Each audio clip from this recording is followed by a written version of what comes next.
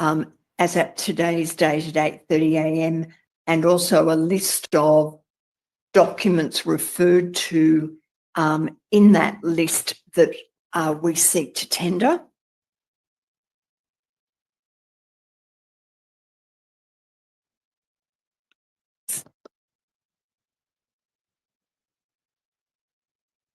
Thank you. I'll mark the updated index to TB8 as of today's date at 8:30 a.m. MFI 22.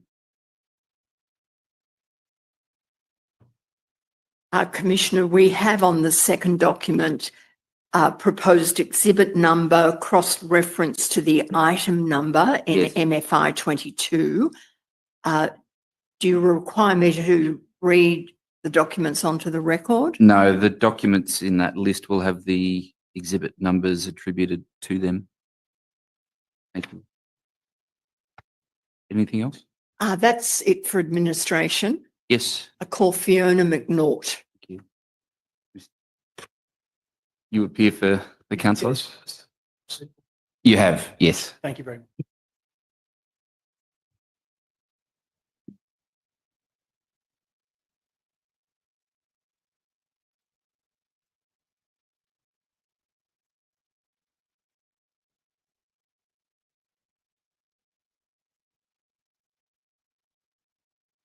Councillor, do you wish to take an oath or an affirmation? An oath, thank you, Commissioner. Thank you.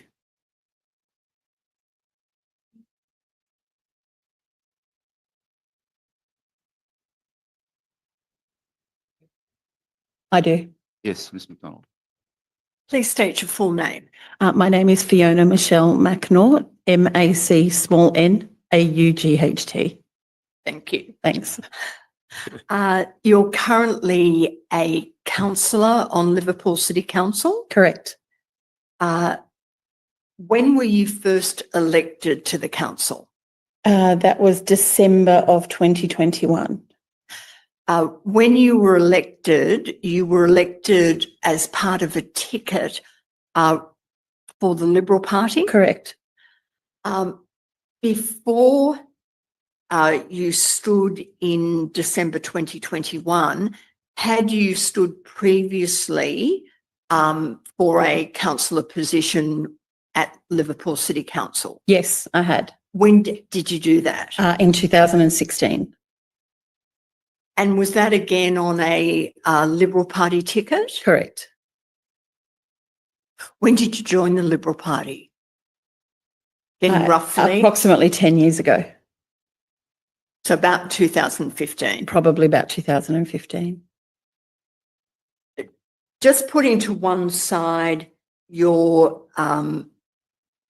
election as a councillor in 2021, were you also, independently from being a member of the Liberal Party, involved in any local Liverpool organisations?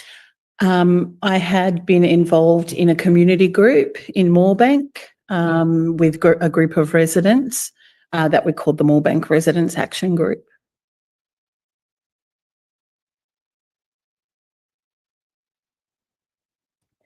And how long had you been in that community group? So that was probably since around 2010.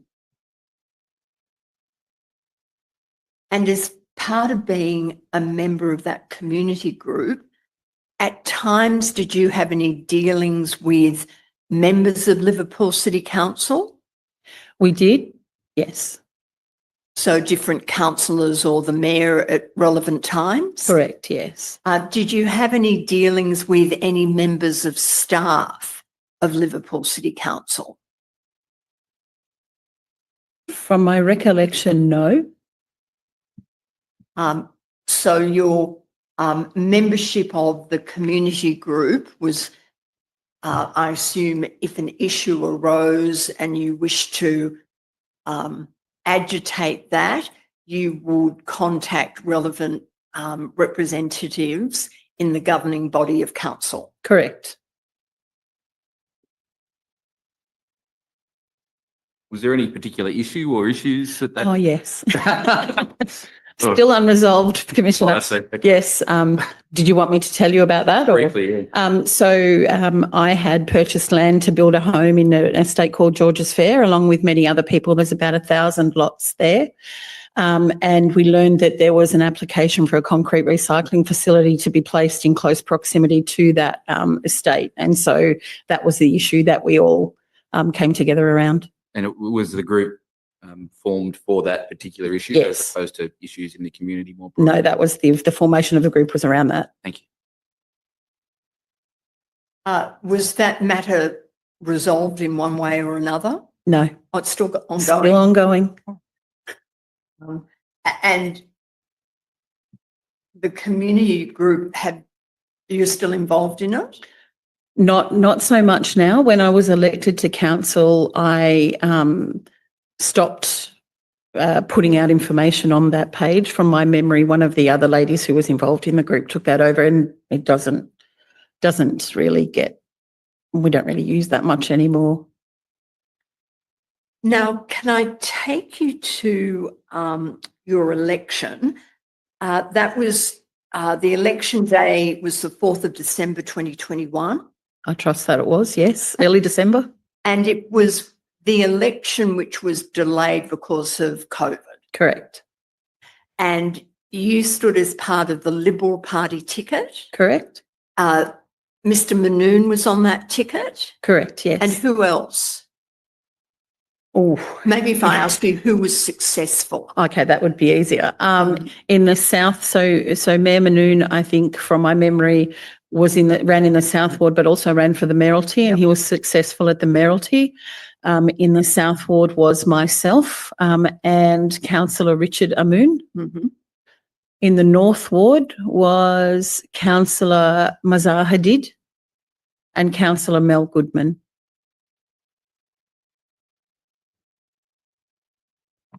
And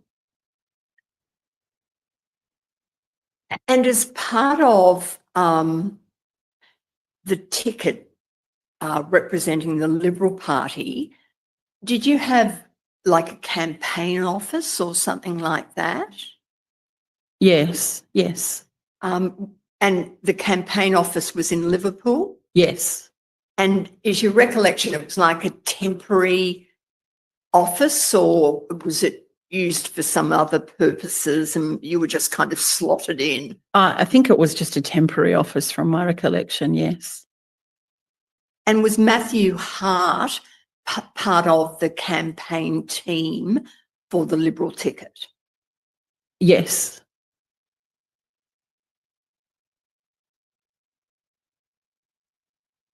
Now,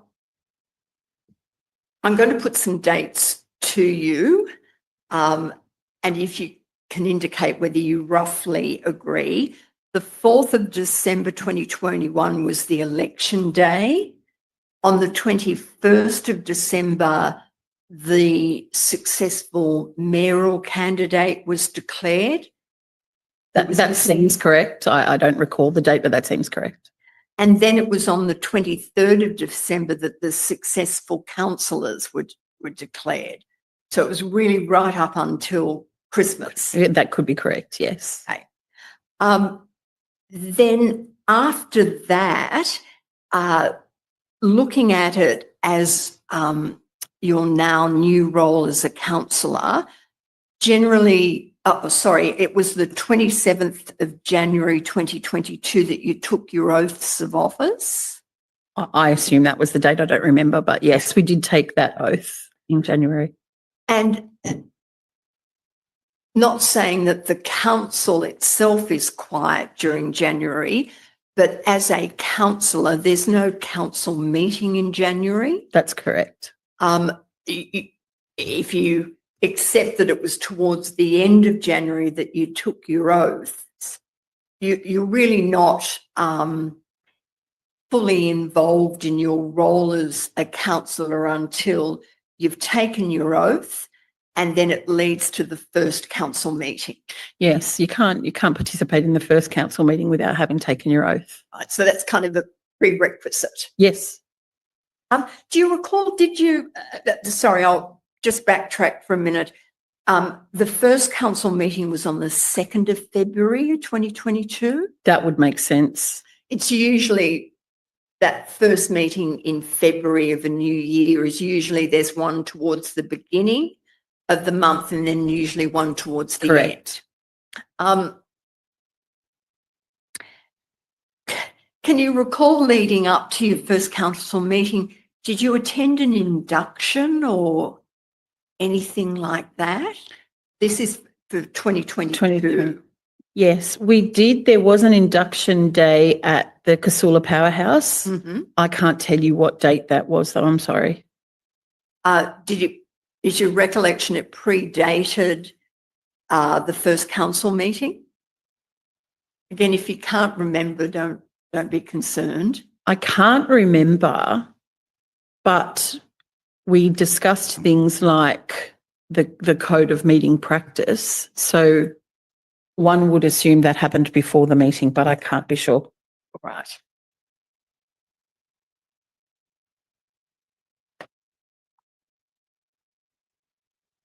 Now, as I said to you, there was the first council meeting of this new council occurred on the 2nd of February 2022.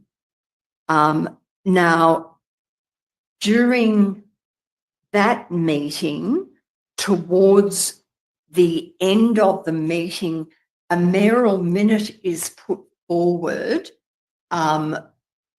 seeking a council resolution which included the termination of the employment of the then CEO, being Dr. Jackson. Correct. I assume when you attended the induction day, and it does make sense, it probably was before the first council meeting, did you meet Dr. Jackson on that occasion? I don't recall if I met him at that meeting. After you were successfully declared a councillor leading up to the 2nd of February, did you meet Dr. Jackson then? I can't recall what the date was, but I remember having a chat to Dr. Jackson at the new Western Sydney Airport. So I don't remember what date that was, but I remember having a cordial chat with him about general things and nothing in particular at that place, but I don't remember what date that was.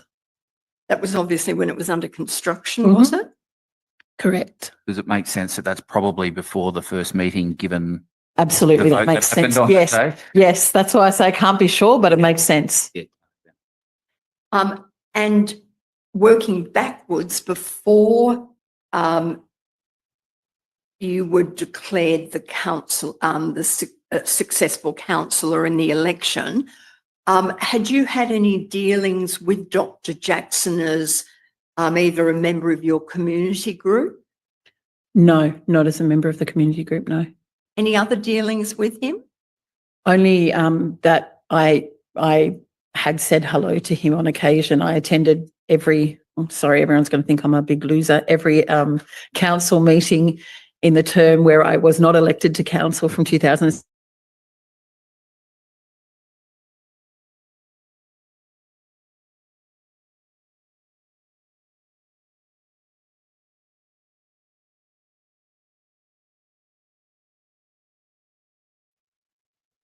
At the meeting of the 2nd of February, as I said, a mayoral minute was put forward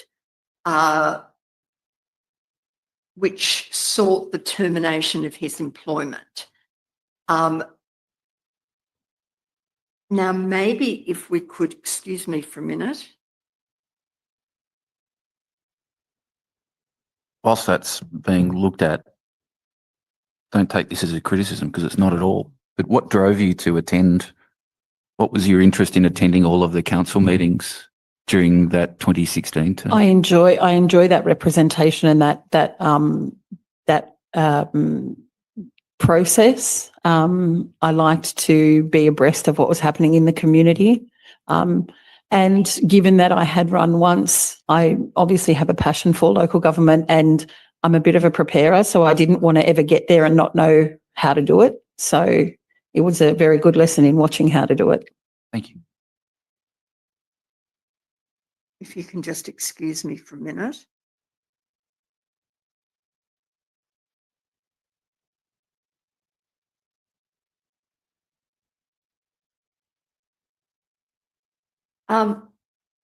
If we could bring up, please,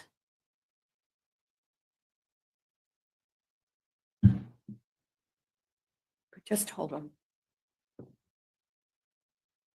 You had a term as deputy mayor? I did, yes. When was that from Oh, that was from 2021 or? September 23 to September 24.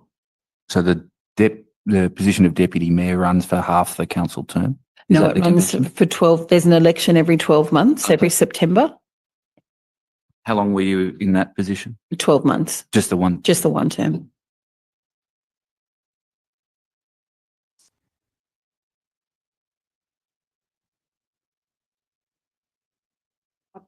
Could you bring up, please,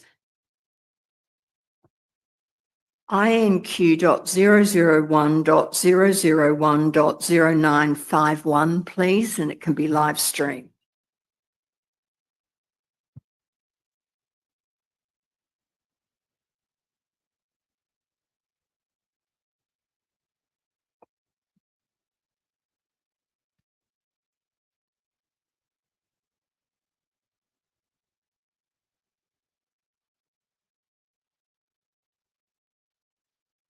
Oh, 001.001.0951.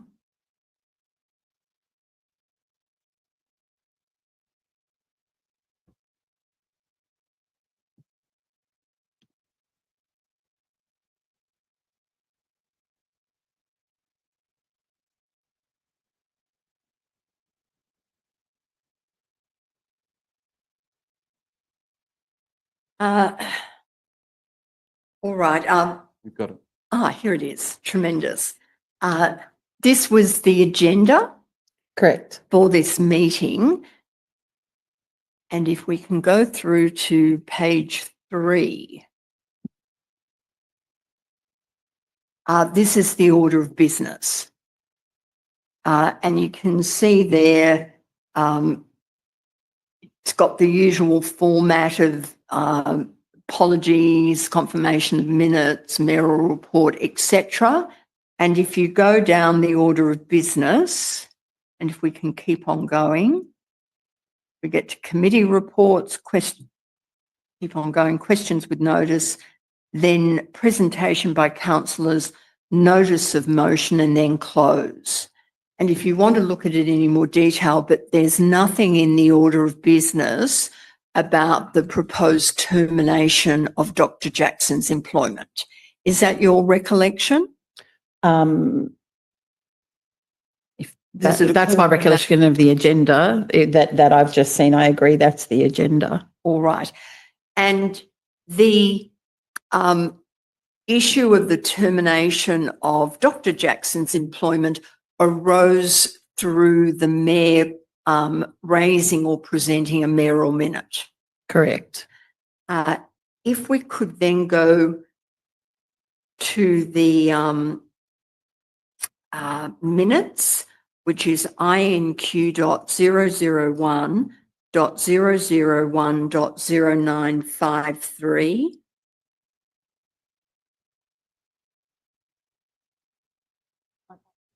Can be live streamed, and could we first go to page 53?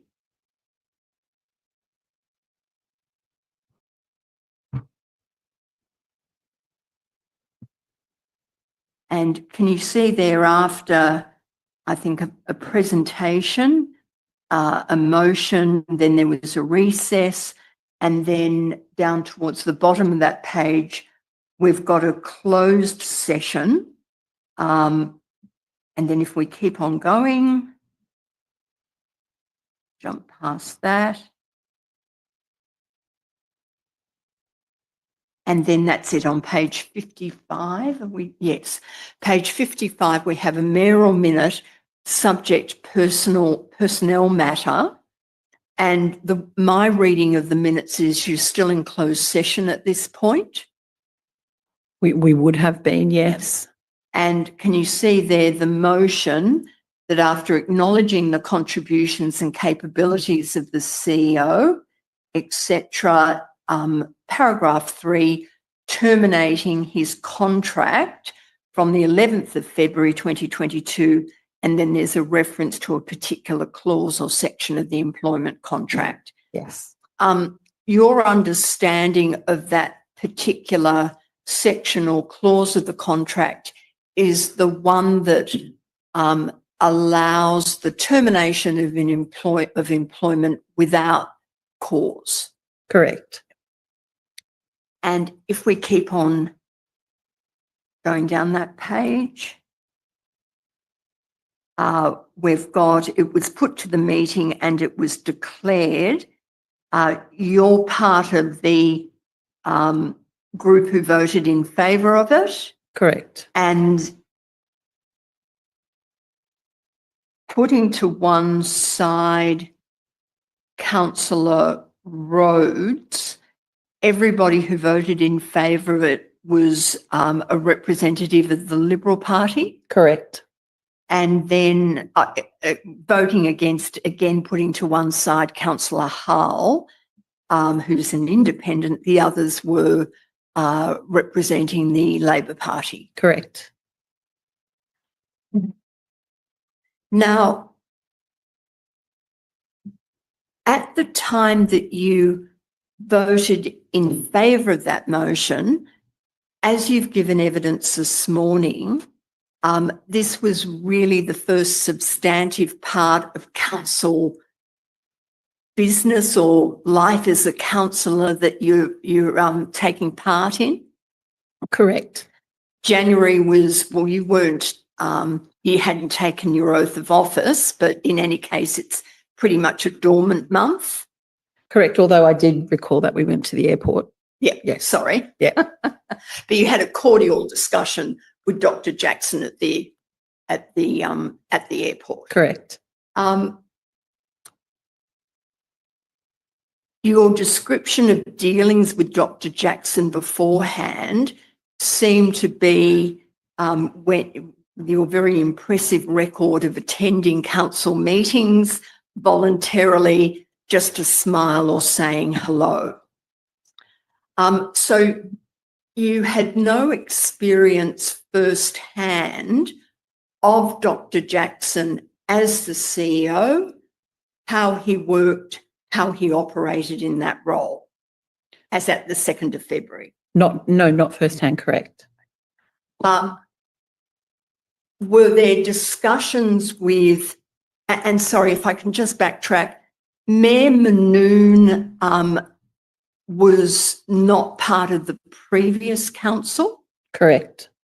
I take it, what's your recollection about the other Liberal councillors? Were at least one or two of those in the previous council? Councillor Hadid was in the previous council. Mm-hmm. But the others were But the others new. were not. Right.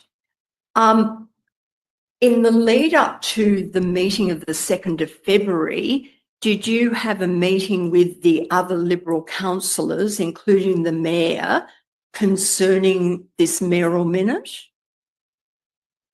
I don't recall a specific meeting. Mm-hmm. Did you know before the meeting that the termination of Dr. Jackson's employment was going to be put to the meeting? I did. When did you learn that? I can't recall, but it was some time before the meeting. I acknowledge it was some time ago, but when you said some time before the meeting, Perhaps in the days before. the resolution arose from the mayor through a mayoral minute. Becoming aware of it, was that through a discussion with the mayor? I don't recall, but I could assume that it would be. Right.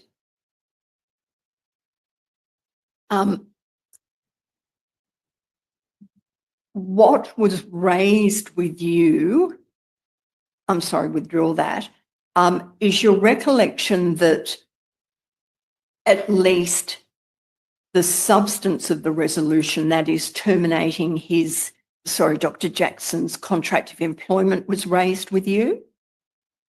So you knew that was going to be proposed? Yes. What about a discussion about why or the reasons for it? I don't have a firm recollection, but I do recall conversations around, or a conversation at least around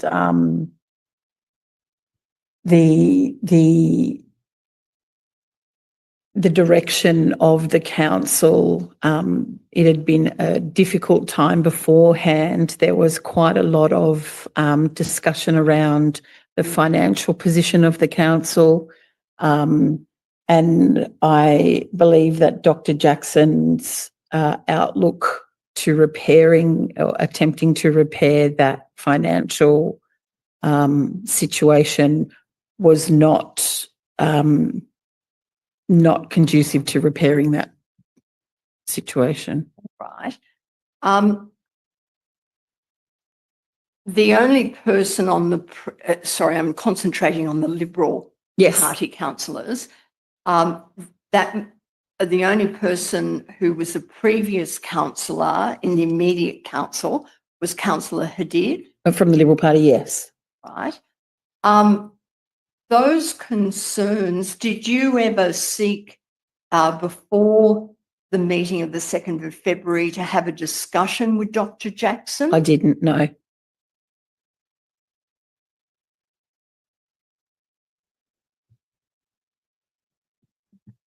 Before the 2nd of February, did you explore in any way the basis of this conversation, of the financial position of the council, and that his outlook appeared not to be conducive to fixing the financial position? What was the start of that question? Did you seek further information, looking at documents or anything like that, concerning your conversation that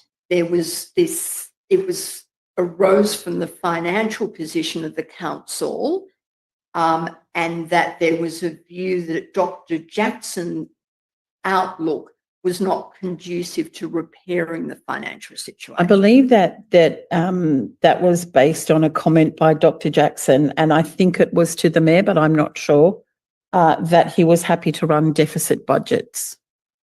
This was something that was relayed to you? Yes. Not something that you I didn't have a conversation with Dr. Jackson, no. All right. As we've seen, this motion was passed. With the benefit of hindsight, the council was without a permanent CEO until the end of the year, when Mr. Ajaka was appointed. That would be, yes, correct. And again, lots of facts in this matter. It appears that during that year, you went through at least 2 acting CEOs. So you had Mr. Diplis and then I think Ms. Bono. Correct. Given that you were new to the role and your other councillors were new to the role, did you consider giving Dr. Jackson a chance to perform, to see how he would perform with this new council dominated by a different political party? Well, it wasn't dominated. Sorry, by a because we didn't have any majority. Sorry. Sorry, I take your point. 5, and 2. 5, 4 and 2. Yeah, sorry, 5, Yeah. 4. Assuming that Councillor Rhodes she appeared to vote quite often with the Liberal Party. But in those circumstances, well, you've got a new mayor, you've got a Liberal mayor. did you turn your mind to a period of time to see how Dr. Jackson went? No.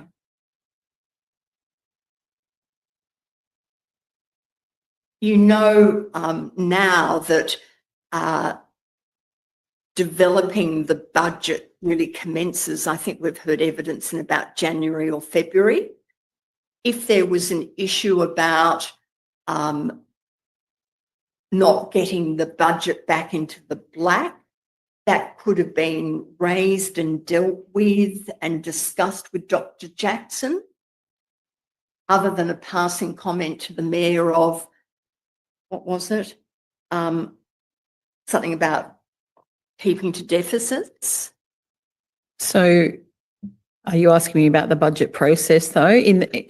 What I'm putting to you is that if the problem was something about Dr. Jackson having no issue with deficits with the budget, again, wasn't there an opportunity to see how he operated in the lead up to the budget for 22-23?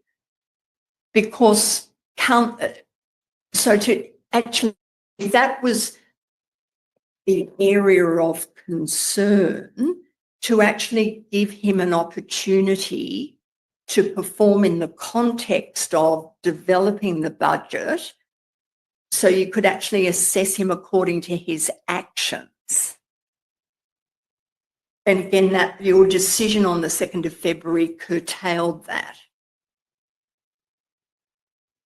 So are you sorry, I've think- lots of explanation, but I've lost the I question. think what's being explored with you is if there was a concern about Dr. Jackson's approach to the financial position of the organisation and his observation that was relayed to you about being happy to run deficit budgets, given that this is in February and it would be right in the part of the budget process, there would have been an opportunity over the next few months to actually see that play out, engage with Dr. Jackson about that issue and explore for yourself whether you had the same views. Do you agree that there would have been that opportunity in the following months?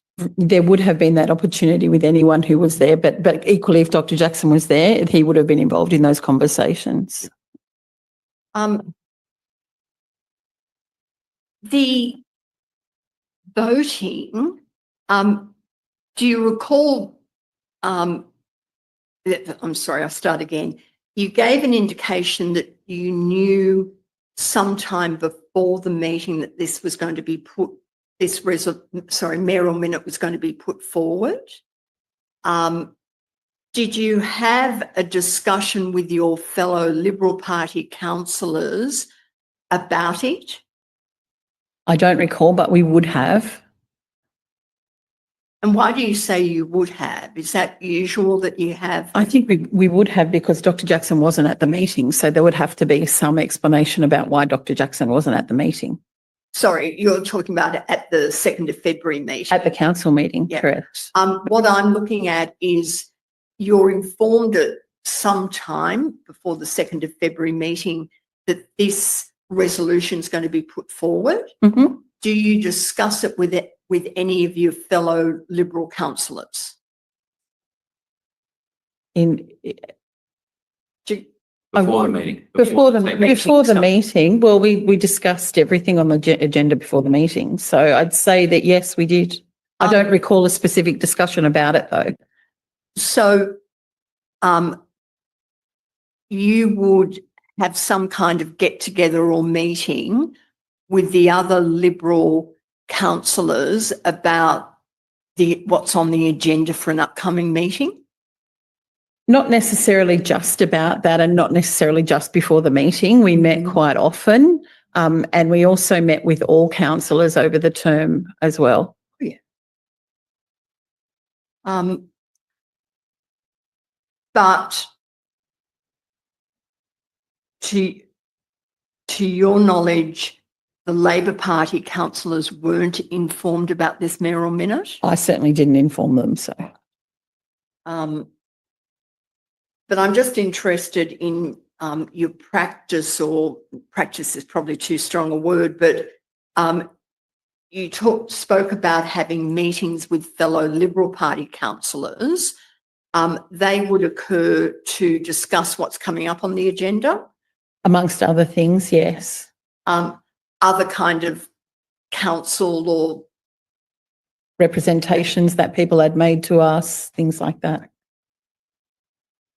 And if you were getting close to the next council meeting, if there were going to be some mayoral minutes, were they usually raised at the meeting? I don't recall them being raised at the meeting. But this one was. This one was, this was discussed. I don't know whether it was put in the form of this will be a mayoral minute. However, as you pointed out, it wasn't on the agenda, so it makes sense that it was a mayoral minute. And I think it's It's titled mayoral minute. Mayoral Yep. minute. And usually I think to get on the agenda, you've got to notify whatever it is, a couple of days. There's a time period. Yeah, I can't tell you it. I think it's 2 weeks before, something like that. In all the circumstances that I just asked you about, terminating Dr. Jackson's employment in February ultimately cost the ratepayers of Liverpool an amount of money, because I can't remember his evidence about what he actually received, but at a minimum it would be under the contract 38 weeks. Correct, that's my understanding. And I think my recollection was that he actually got some more, some additional amount from that. When you were working out how you were going to vote in respect of this, did you ask to see his latest performance review? I don't recall asking for that.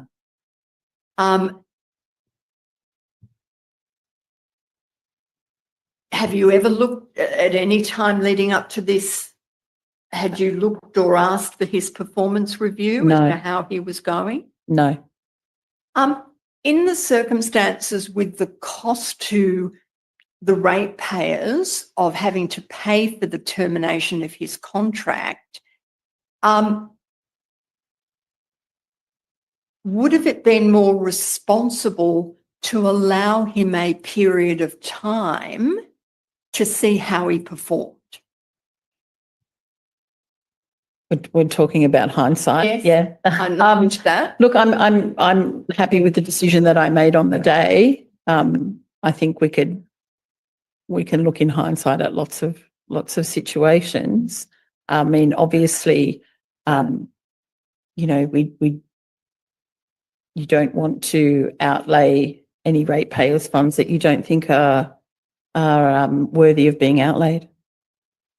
Because it led to a period, and I know this is all with hindsight, but as I put to you in a question, you then had a period with at least two. You had an acting CEO who was there during the budget process. Just in all of the circumstances, I'm sorry, withdraw that. You said that you were happy with your decision. You were happy with your decision because of that, passing on that comment to you that Dr. Jackson had said that he was happy to run deficits. Yeah, this was a new council term, and I felt that this was the way forward, was with a fresh start, given that. What led you to form that view as of 2 February 2022? Do you remember? To form the view that it was a new council and good for time for a new. Yeah. I think that I formed the view that the path that Mr. Jackson was on and prepared to take was not the same as the way that we had seen things moving forward. When you say we had seen things moving forward, Who are you talking about? I'm talking about the elected councillors and most probably, most likely my fellow Liberal councillors, because that's the team that I was new to.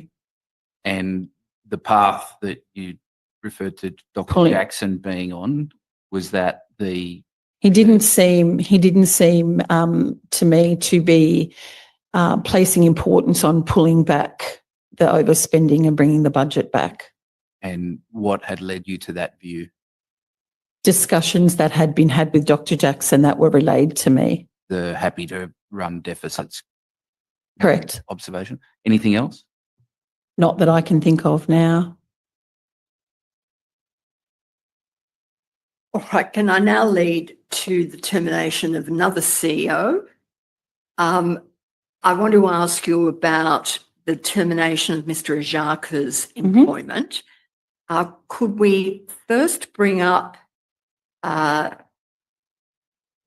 email lcc.008.001.0016?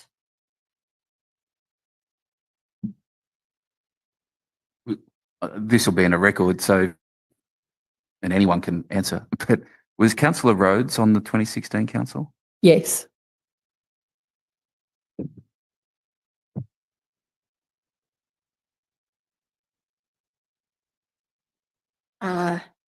Excuse me for a minute.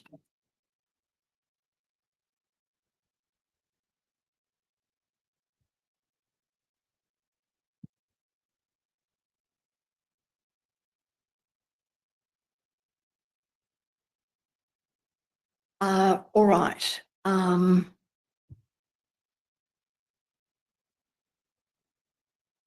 Could we go to the bottom of the page, and it can be live streamed, sorry. Now we're in April 2024, and you're involved in the preparation of the budget. And this email is sent from the Mayor to Mr. Ajaka. You're copied in. Correct. On the 12th of April, and it's a request for modelling recommendations for the budget. And there's really 4 points there. Correct. And the Mayor seeks the information, and then if we can go to the top of the page. Oh, you weren't copied into that. That was from Mr. Portelli to Mr. Harvey. yes. I think there's another version of this email where Mr. Ajaka might respond. Yes, including I'm to the sorry. councillor. I think so. Yeah. Yes. We've got many documents in many versions. Many but the iterations deficits of many and, documents. We'll find the one that I think Ms. McDonald might be after. Oh, good. I take it you remember that. 4-point email.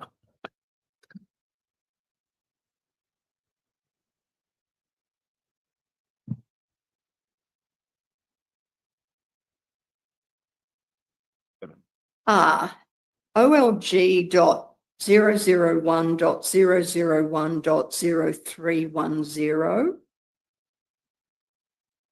I'm sorry, Ms. McNaught, as All good. All good. and if we can go on, can be live streamed, and if we can go to page 2.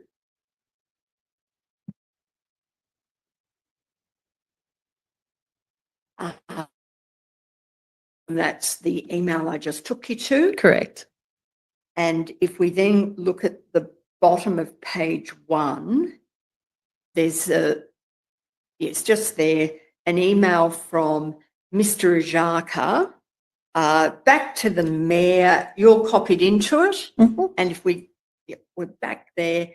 Hi, Mr. Mayor, as discussed, Lauren will arrange a time for Farooq and I to meet with you and the Deputy Mayor McNaught to discuss. And then for Mr. Portelli, please put the figures together and see me to discuss. Now,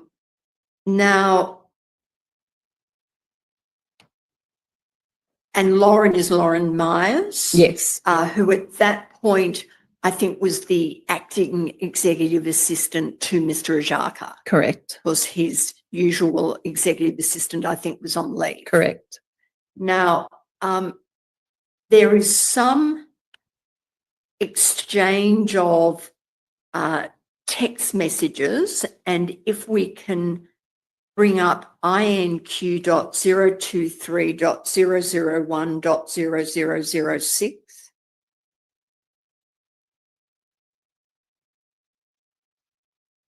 Whilst that's happening, had you had a discussion with the mayor about those 4 points that are, Those particular points I don't recall discussing in isolation like that prior to the email. thank you, but the issues of budget generally were topical? Absolutely. Oh, yes. Yes. Now, these are, I think it's a text message exchange between you and Ms. Myers. Correct. And she's basically trying to work out when the four of you can get together. And you respond, won't be able to do Monday until 5, can do those times Tuesday, no prob. Now, that was on the 12th. Do you recall on the 12th, after kind of business hours at some kind of social event, you ran into Ms. Myers? I don't recall that particularly. Do you recall a discussion around the 12th of April with Ms. Myers about organising this meeting and what was going to be discussed? I don't recall that meeting, and I've looked back in my diary to see what I was doing on the 12th. I don't recall that meeting, but Miss Myers lives close to where I live, so it's reasonable that I may have run into her somewhere on that night. That's reasonable, but I don't recall it. Would document INQ.023.001.0008 be brought up, and it can be live streamed?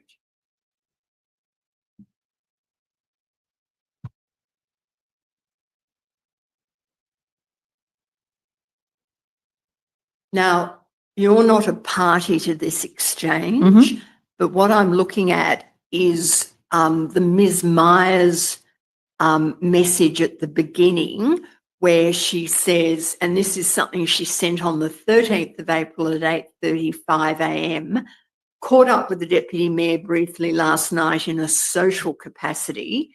She mentioned she knew nothing about the Mayor's email suggesting all the budget changes and was questioning why he included her in the email and now the meeting. And then works in our favour. She was a bit shocked at what he proposed. I didn't mention it. She brought it up. Now, that part of the message that I just read out to you, your evidence is you can't actually remember running into Ms. Myers on the night of the 12th, but you live near each other, so it was possible. Correct. Her account of you mentioning that you knew nothing about the Mayor's email, and that was the email I just took you to with the 4 dots. Was that correct? Correct. As I said, I don't recall discussing those 4 points in isolation before, no. All right. So to receive that email was, I think, a surprise. It wasn't expected, but it's not something that wouldn't happen either. But I didn't expect an email like that. I wasn't waiting for it. And were you shocked at what he proposed? And I can take you back to the email with the 4 points. Yeah, no, I mean, I with the caveat that I don't remember this conversation, that they're Ms. Myers' words about what I said to her, apparently, and I'm just minded that what he's asking for is modelling, not anything more than modelling. So I don't know that I don't recall feeling shocked. That's her interpretation of the conversation. Were you concerned with for example, getting rid of a group of directors and managers. This is just at this point when you'd received the email, and that was one of the proposals. That was a proposal for modelling. So any decision to carry forward with that would be a decision for council. So this was about modelling. It was modelling and recommendations. That's what the Why email don't- I said. think let's pull up the email. Yep. So we're all Yeah, that's okay. And I'll wait for the email. OLG.001.001.0310 and on page 2.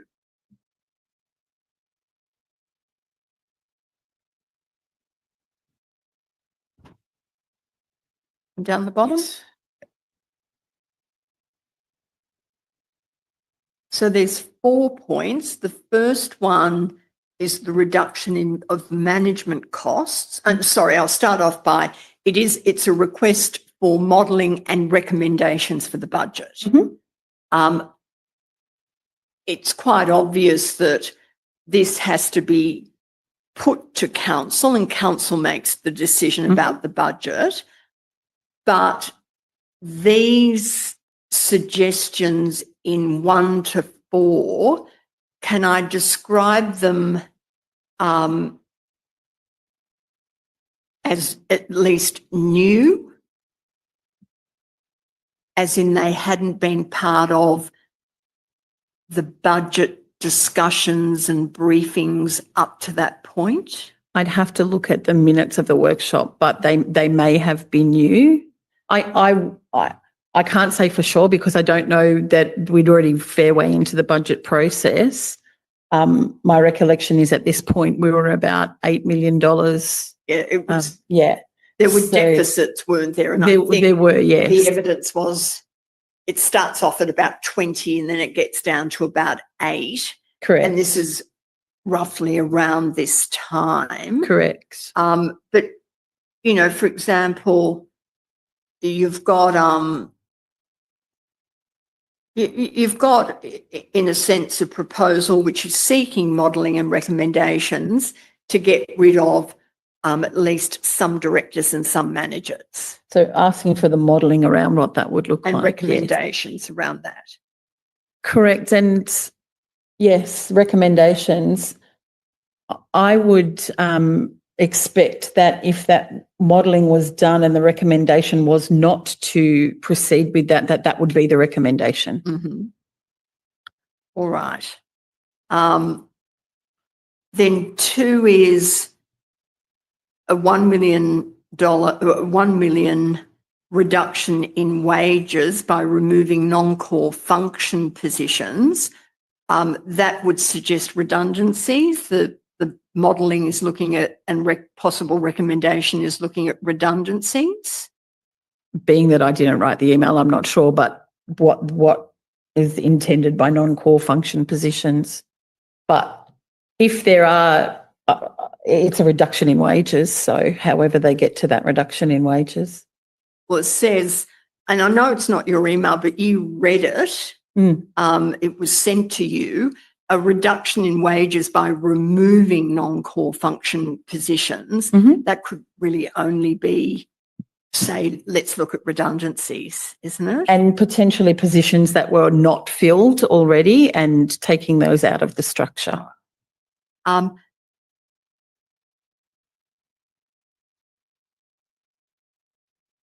But if a position's vacant, you're not actually paying wages at that point, are you? I'm not sure whether it's still budgeted for, whether you're paying it or not. Is your point there might be still a budget line? There could Pay be that once it's filled? once it's filled and if it's not filled. So I'm uncertain as whether that came into this thinking or not. Cash might not go out, but there's a budget allocation. But there is a budget allocation for it.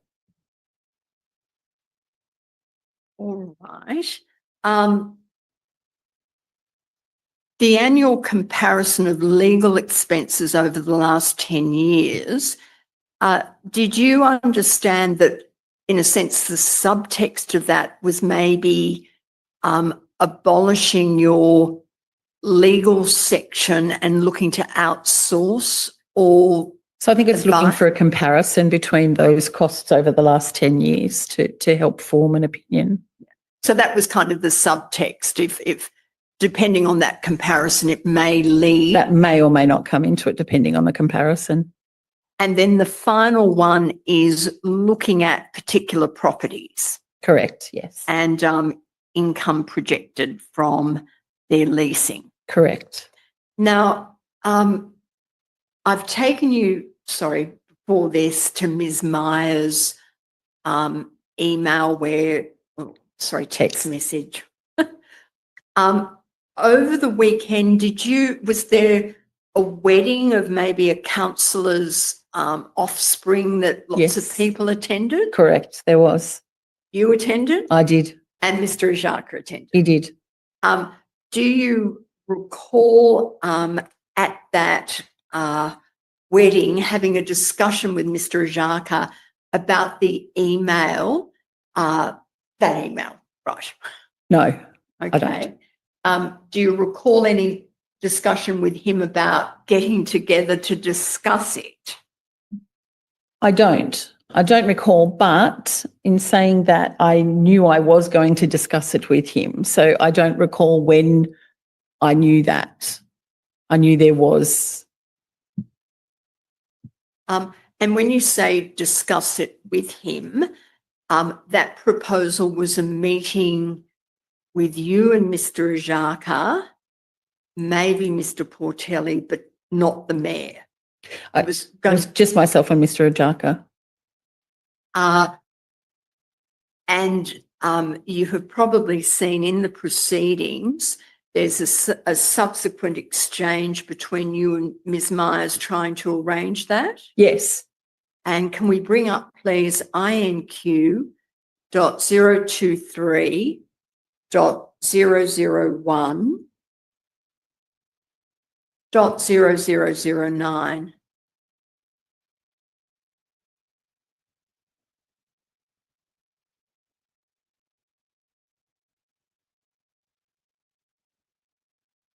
Yes, please. Sorry.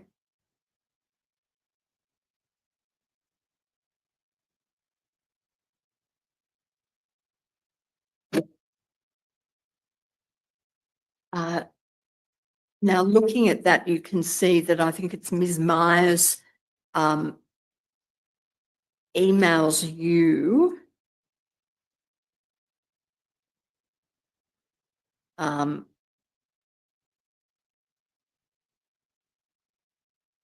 about the time of the meeting and also the location of Correct. the meeting. Yeah. And there's an issue about whether do you meet off-site or in the office. Correct. And Ms. Myers says to you, we, both her and Mr. Ajaka, both think the perception will be worse having the meeting off-site and someone sees it. 8 a.m. work for you tomorrow morning, so that would be the 16th. And you say, welcome to come and see the CEO on any matter, so I don't think it would be out of place. And then she refers to a citizenship, I assume, ceremony the next day. Yes. And then you say, answer right down the bottom, yes, let's do 8 a.m. because I think both Ned and Naz won't come in before the citizenship. That's good. Correct. So this was the meeting with you and Mr. Ajaka. Correct. At that point, the location of the CEO's offices were on the same level as the mayor's suite. Correct. Are you at Civic Place at Yes, this point? yeah. Right. And you have a concern that if you arrive and have a meeting with Mr. Ajaka, you might be seen by the mayor. Might be seen by many people, but yes. But one of your concerns is the mayor, because it's specifically raised that he'll be at a citizenship ceremony, and you say, oh, I think both Ned and Naz won't come in before that. Actually, my concern was not around the mayor being there. It was around the other staff that would be there. Right. But you specifically mentioned the mayor there, don't you? Because he wouldn't normally come in before a citizenship anyway. So But you say, because I think both Ned and Naz won't come in. Correct, because I assume that Nazan will go with Ned. Yeah. And so she's the person who would normally be in there earlier at 8 o'clock in the morning. Right. You're not mentioning other staff. What I suggest is that what you are concerned about is being spotted by the mayor having a meeting, just the two of you with the CEO. I don't recall that being my concern particularly. How did this meeting with Mr. Ajaka come about? So the email comes in on the email, Friday mid-morning, thereabouts, and this is the Monday. You're having this exchange with Ms. Myers? I don't recall. That's what I said before. But when I read through this discussion where it says, hi, Fee, discuss the meeting with John again this morning. So the night before that was the wedding. So the meeting was already in place before we were at the wedding, because otherwise you can't discuss it again if we had only planned it that night before, is my thinking on this. I would suggest that it had come about in some time between that Friday and... Did you want to see Mr. Ajaka? Did you? Mr. Ajaka asked me to come and see him and I was happy to go.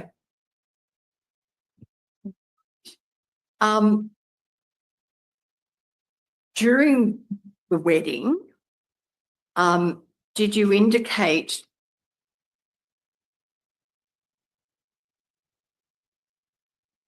excuse me.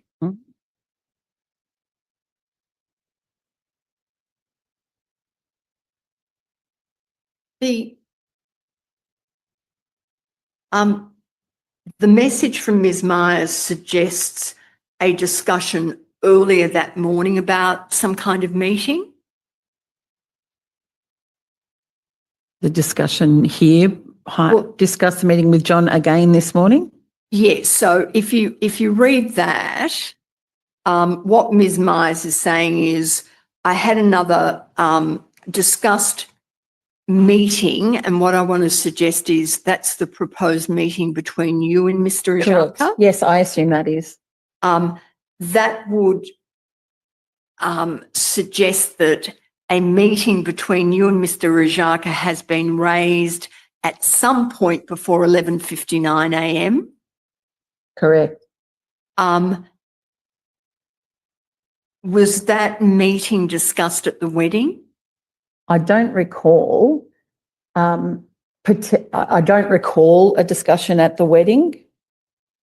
There may have been a passing comment, but I don't recall any discussion with Mr. Ajaka, particularly at the wedding.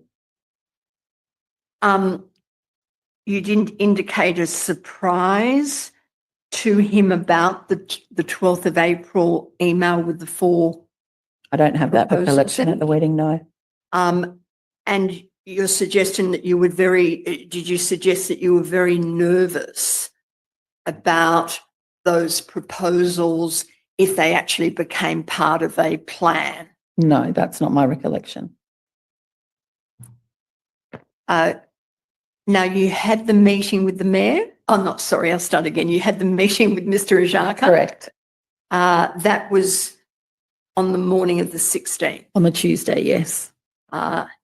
And during that meeting, did you discuss the 4 proposals for modelling and recommendations? Not to my recollection, no. What was the purpose of the meeting then? I'm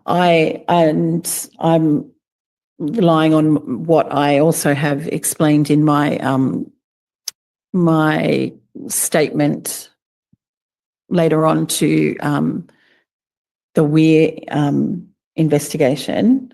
But the purpose of that, my interpretation of the purpose of that meeting was for John to let me know how he felt about that proposal and what his thoughts were on it.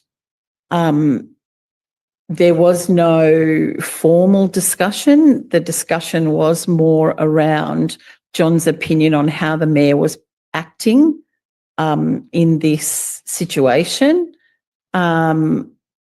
Lots of meetings with Mr. Ajaka are a little bit one way. He talks a lot and you listen a lot, which is fine. And I felt as though that meeting was to, pre-position me and fill me out on what was going to be said at the meeting in the afternoon.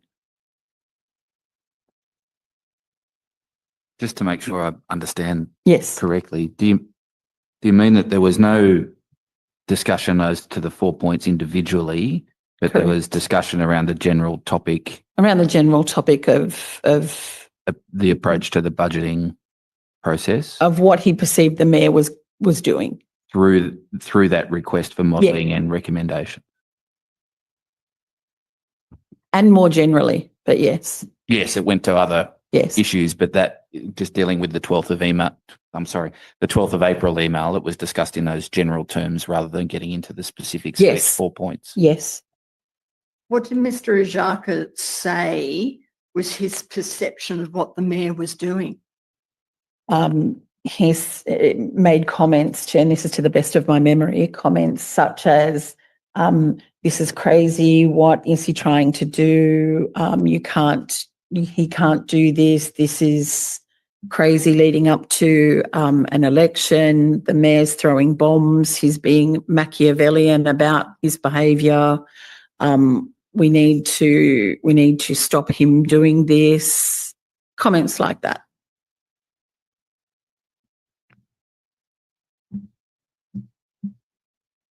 He raised with you his concern that to dismiss or terminate directors and managers in substance would be a restructure?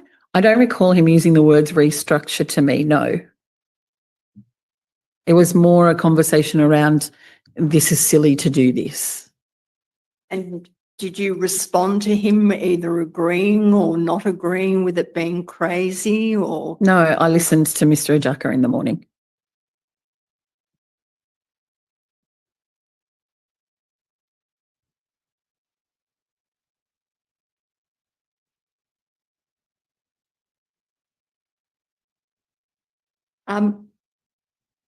We then have the meeting of the 16th of in the afternoon, I'm sorry. It was held in Mr. Ajaka's office. Correct, yes. You attended, the mayor attended, Mr. Portelli attended, and Mr. Ajaka obviously attended. Correct. What's your recollection of how long that meeting lasted? 45 minutes, perhaps? Could we whiz up the, bring up again the email of the 12 olg.001.001.0310?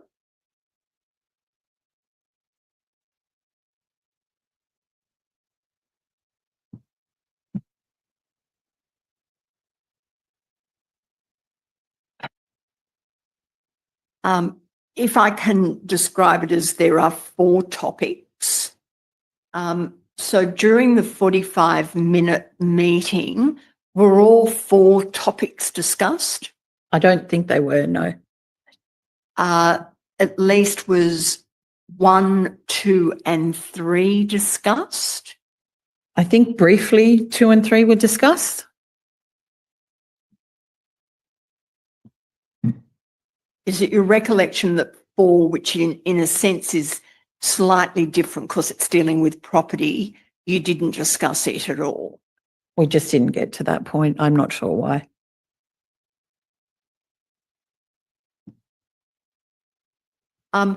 So 45 minutes, and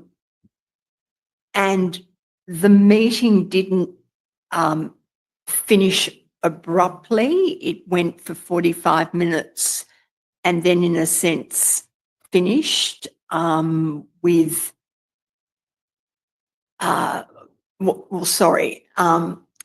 it went for 45 minutes.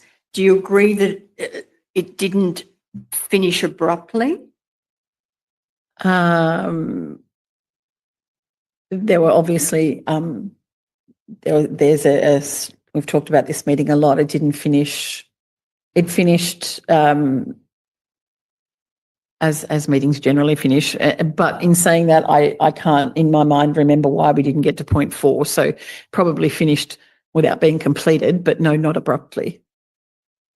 Now, in the meeting,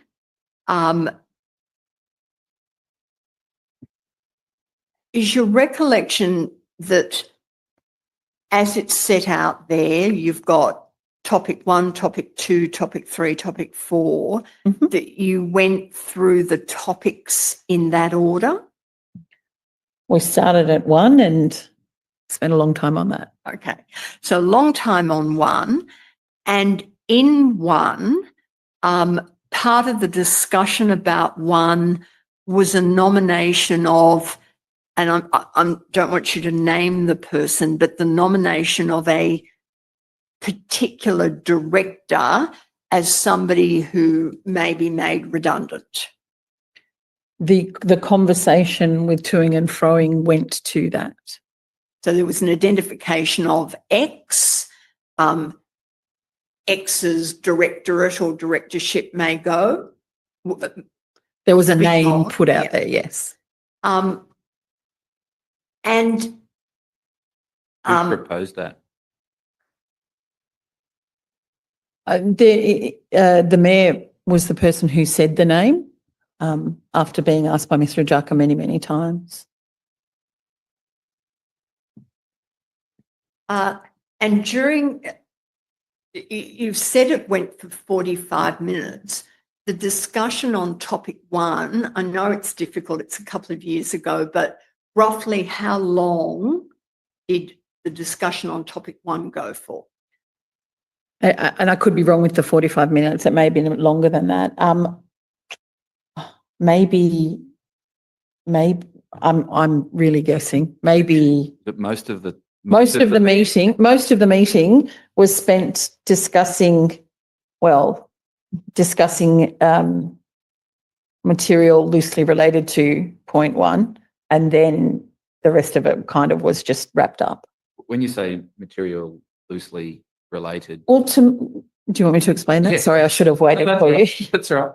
So to my mind, this is asking about modelling. The discussion quickly got into about removal of staff and sackings, and I didn't say a lot during the meeting because this is a meeting about modelling. I didn't see the modelling. Where I felt that, the discussion being had around what may eventuate if the council passed a resolution based on that modelling and went down that path was taking up a lot of time when this was a meeting about modelling. So you went in thinking you're going to discuss modelling and I recommendations. thought Mr. Portelli was going to be able to tell us where we were with the budget and we were going to go from there. And it quickly went into... something. Absolutely, yeah. And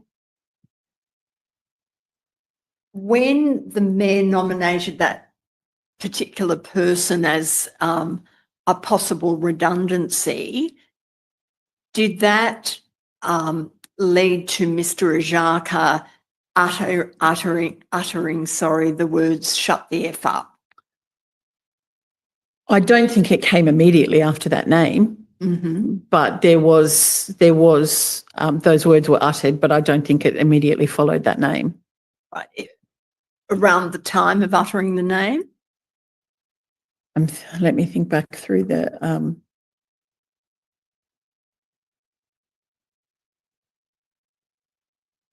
I don't. I mean, the whole meeting wasn't very long, and the name came out, but I don't recall the comment made by Mr. Ajaka being in response to that name being said. In the lead up to the uttering of the words, were proceedings, was the discussion heated or? Yes.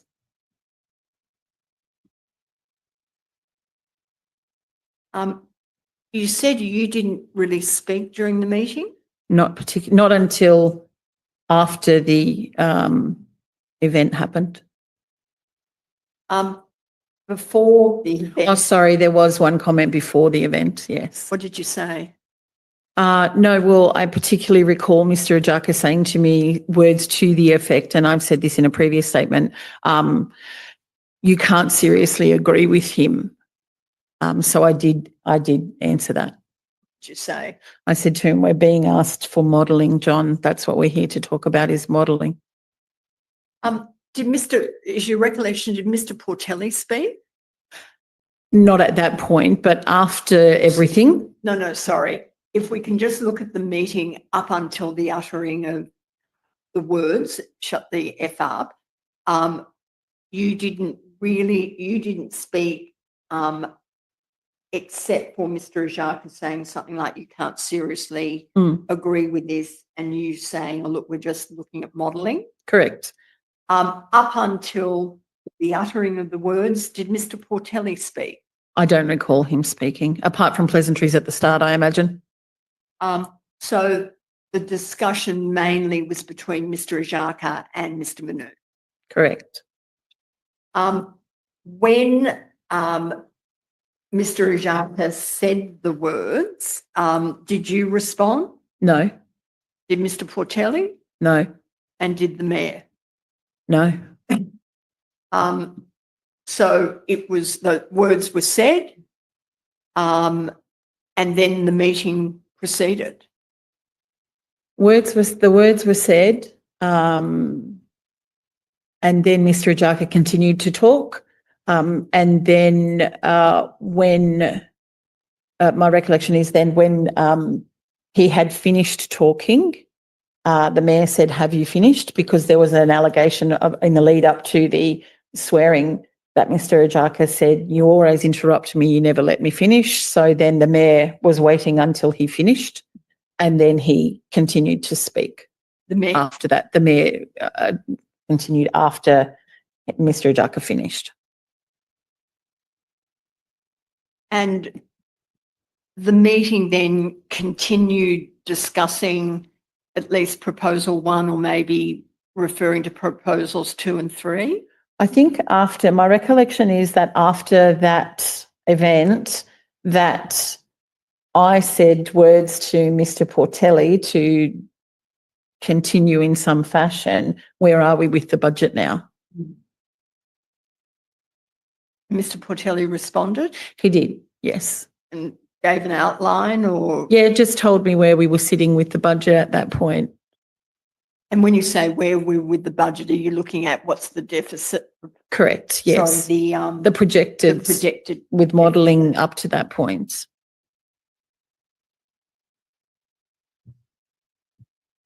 And then did the meeting continue to discuss some of these proposals and how they would affect the projected deficit up to that point? That's not my recollection of that. We continued to go through these points further after that. The budget was presented in a position that was fairly favourable compared to how I understood it, and I think the meeting sort of petered out after that. I don't remember what actually was the last conversation of the meeting. When you said, sorry, that's based on Mr. Portelli's answer to you. Correct. About, and your recollection is it was in a more favourable position than before. Mm-hmm. And when you say favourable position, you're looking at, is there a projected deficit or surplus? Correct. And the projected deficit was coming down from the... There was a projected surplus at that point. As at 12 April. Yes. You remember how much, roughly? Around, from my memory, it was $2.3 million.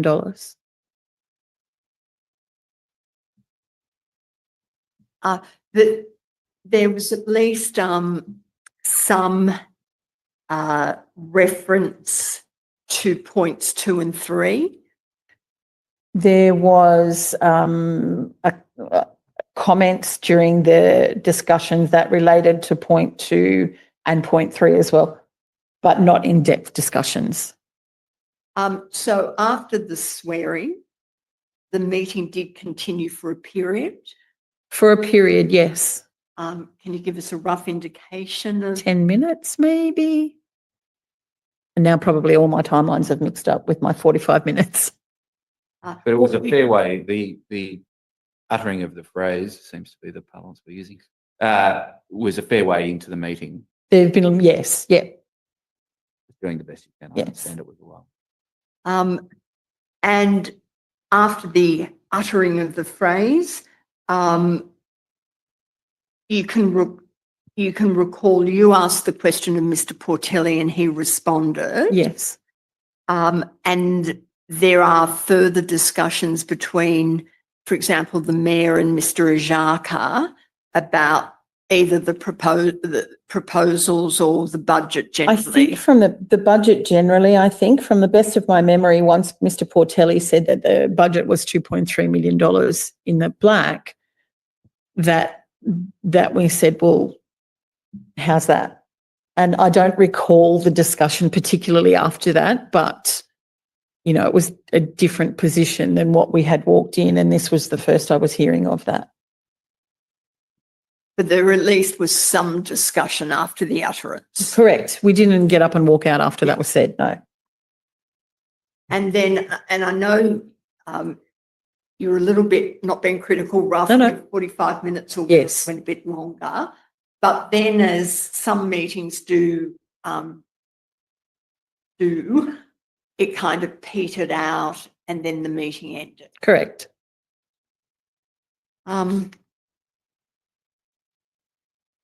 In answer to one of Councillor Assisting's questions earlier, you agreed that at least at times the meeting was heated. Yes. When you agreed, what did you mean And by heated? and I've described this before in my other evidence to the Weir report, is that Mr. Ajaka's tempo was raising and raising in the meeting, and he was getting clearly more loud, and his tempo was raising, and the Mayor was very calm, and Mr. Portelli and myself were calm, but that was my recollection, is that it was heating up like that. I'm about to move to a different topic. Is that an appropriate time? Yes. Council will take the morning break and we'll resume at 10 to 12. So if you wouldn't mind being back here just a moment before then, I'd be most grateful. Thank you. Not after the meeting had finished, did you go to the mayoral office? Yes. Were there other people there? I don't recall there being other people there. I don't remember. So your recollection is that it was you and the Mayor Correct. in his office. The next day, did you have a discussion with the Mayor in front of or near Lauren Meyer's desk? I don't recall. I don't recall that. And if I'm thinking of the same date so the next day after that meeting? Yes. Do you recall going up to that area? What date was that? That would have been the 17th. I don't recall. And I actually work every day except Tuesdays, and that wasn't a Tuesday. So I don't recall it. And even when I turn my mind to why I would have been there on a Wednesday, I can't. So I don't recall having a meeting on that Wednesday. All right. This was just kind of an ad hoc, it would have ad hoc get together or kind of meeting sounds a little bit formal, but just the three of you running into each other and having a brief chat or a discussion. I don't recall that, no. Would INQ.023.001.0010 be brought up, please?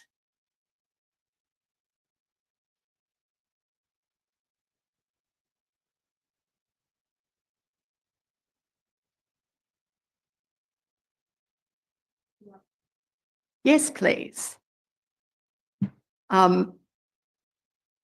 And Ms. Macnaught, I'm not being critical about this, Mm, but you're either been watching the live streaming or reading transcript. correct. And you'll recall that Ms. Myers gave evidence that this is something that she received from the mayor. Correct. And I think we tried to play it on the last occasion. Can we still? It's pretty short. Excuse me. 02.016.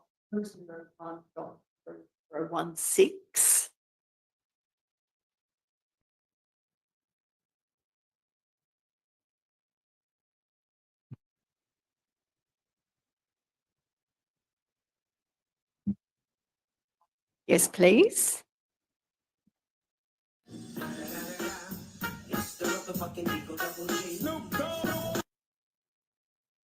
A light-hearted video using the swearing words uttered in the meeting. Abbreviation for yes, yes, yep. Can we jump back to INQ.023.001.0010, please? Were you forwarded that by the mayor? I don't recall. Do you recall at some time around the 17th or around that time being with the mayor and being shown it? I don't. You have no. I don't recall it. Right. You've just watched it again then. It is relatively short, but it is quite light-hearted. Correct. A little bit of a joke about the use of the swearing utterance. In the spirit of your iPhone listens to you, yes. Okay. And demonstrates that a more light-hearted response to the utterance in the meeting. A coincidental response, yes. Yeah. What, sorry? A coincidental response, yes. I agree. Okay. Now, I just want to ask you some questions about the aftermath of the meeting of the 16th of April. Mm-hmm. The inquiry's heard a lot of evidence about it, so I don't really want to kind of repeat everything that the inquiry has heard about. But can I just raise a couple of matters with you? You had a council meeting that was scheduled for, I think it was about the 26th of April. Yes. At that, I think it might have been just prior to that. It might have been the 24th. 24th. I think. sorry, Yes. I've got Day prior to Day exact prior to day. exact day. That's why I remember. Yeah.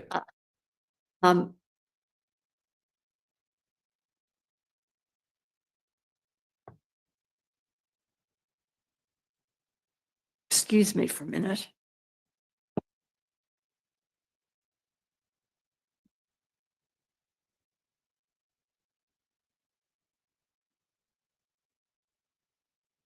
When you went back to whilst that's happening, I'll just jump back. When you went back to the mayor's office after the meeting with Mr. Ajaka and Mr. Portelli, did you have a conversation with the mayor about what had happened in the meeting? I don't recall specifics of it, but we would have. Right. Do you recall subsequently, while other people coming in to the mayor's office? I don't recall that because the meeting was late in the afternoon. I don't recall other people coming in, but they may have. I just don't recall it. Okay. The meeting of the 24th of April, again, a mayoral minute was put forward on the floor of the council dealing with the chief executive officer. Again, because it was a mayoral minute, it wasn't in the part of the agenda. It wasn't included in the booklet that the councillors get beforehand. Correct. Were you told before the meeting of the 24th of April that some kind of resolution about the chief executive officer was going to be raised at the meeting? I heard that it could have been raised, yes. When did you hear that? I can't recall exactly, but potentially the day before. I can't recall exactly though. Closer to the council meeting than the meeting with Mr. Ajaka and Mr. Portelli. Yes, And who told you? the mayor.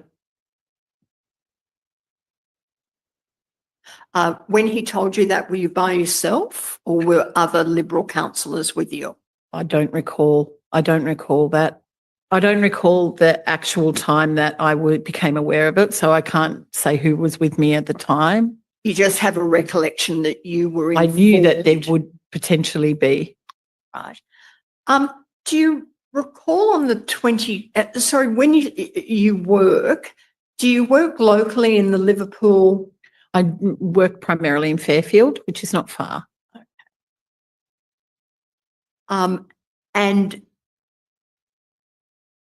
your work,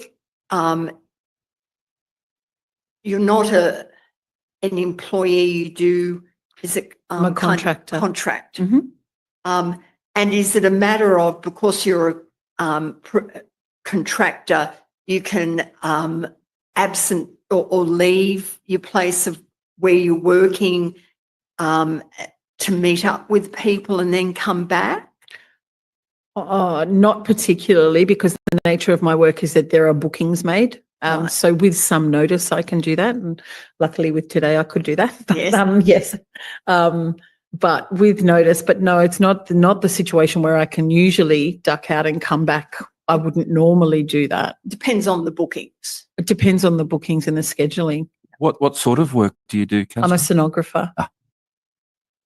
On Monday, the 22nd of April, do you recall having I'll start again. Do you know a cafe within the Liverpool area called Lily's? Yes, You've attended Lily's in the past? I have. It's very nice. And on about the 22nd, do you recall having a get-together at Lily's with your fellow Liberal Party councillors? I do. My recollection of that meeting was that it was on a Tuesday because That's the day you have. that's the day I have off, and I had a commitment prior to that I went to. So that's why I think that meeting was on the Tuesday. And the meeting with your fellow Liberal councillors, it took place in, I'll call it a private room at Lily's, but There's the side room, yeah. where you can kind of, a group can gather. Where and you can have a function. Yes. And that's where you all met? Yes. And during that meeting, do you recall that a union organiser, Sandy Morthen, came in and spoke with the mayor? Yes. Now, at that meeting, if, as you have said, your recollection is it was the 23rd, because that's the day you have off. The council meeting's the next day. Does that suggest that the proposed mayoral minute or the proposed resolution, and I'm putting it broadly, dealing with Mr. Ajaka was discussed at that meeting? It probably was, yes. And that was a meeting just confirming with the mayor, you and the other Liberal councillors? Correct. And as you've just said, it is likely that at that meeting, some kind of resolution through a mayoral minute dealing with Mr. Ajaka was going to be raised at the council meeting the next day. Yes. Was anybody else at the meeting? I think Betty Bustani was there as well. Why was she there? I don't know. I didn't invite people to the meeting. All I'm not right. sure. Did she contribute at all during the meeting? Not particularly, to my knowledge, not to my memory, not particularly. It was more of a general discussion. It had been obviously, it had been quite a tumultuous week. So I don't remember any particular contribution made by Betty or by anybody particularly for that matter. Were you surprised that she attended? Not particularly. She didn't work. I'm sorry, withdraw that. And I've put it to you broadly that a resolution dealing with Mr. Ajaka was raised at the meeting. Can you recall what was being discussed or proposed at that point? I can't recall what the details of what was being proposed, but there was talk of leave and being put on leave and things like that.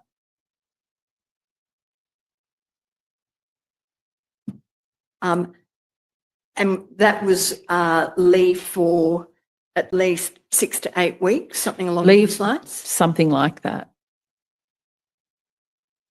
And the leave was to allow the budget process to continue and be finalised. I think the discussion was more around leave. There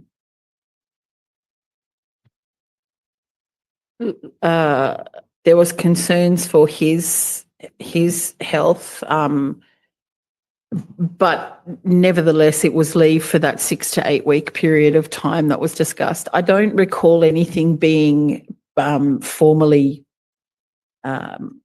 proposed, but there was discussions. What do you mean by formally proposed? Well, I don't think that what I mean is leaving that meeting, there was certainly no mayoral minute or resolution or anything like that had been formulated. But broadly, a resolution that Mr. Ajaka would go on leave for a period of 6 to 8 weeks was discussed? Discussed, yes. And did you all agree that that would be an appropriate course? I think there was no vote taken in the room, but I think there was broad agreement that we would that would be something that we would support.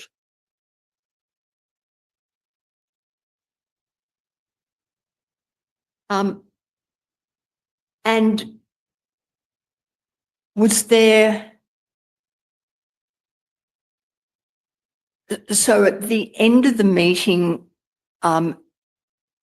was it your understanding that some kind of resolution whereby Mr. Ajaka would go on this 6 to 8 weeks leave was going to be formulated and put before the meeting the next day? That was a possibility, yes. Was there any other possibility discussed? Not that I can recall.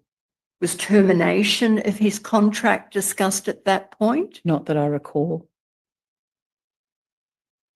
But everybody there agreed that they would support that proposal. There was broad support, yes. Sorry, when you say broad support, I just mean that nobody indicated that they wouldn't, but nobody was asked, would you? So there was support.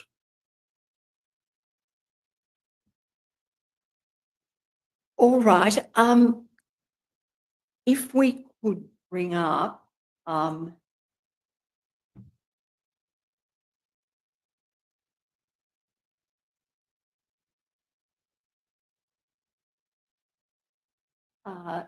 INQ.001.001.1099.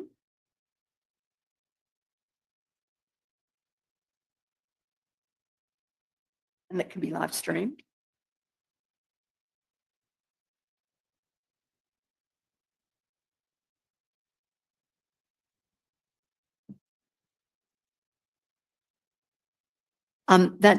These are the minutes of the meeting, and if we can go through to page 10.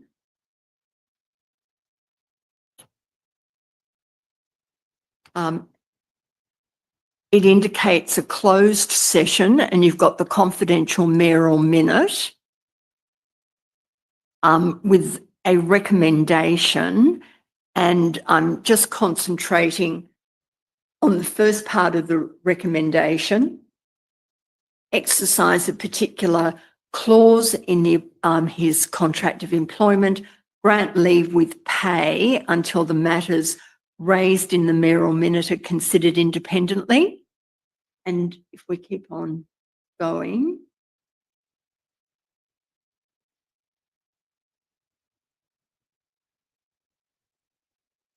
Are we on to page 11?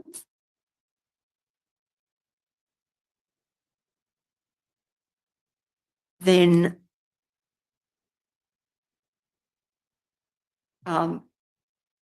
it was put to the meeting, moved by the mayor, declared carried, and you voted in favour of it.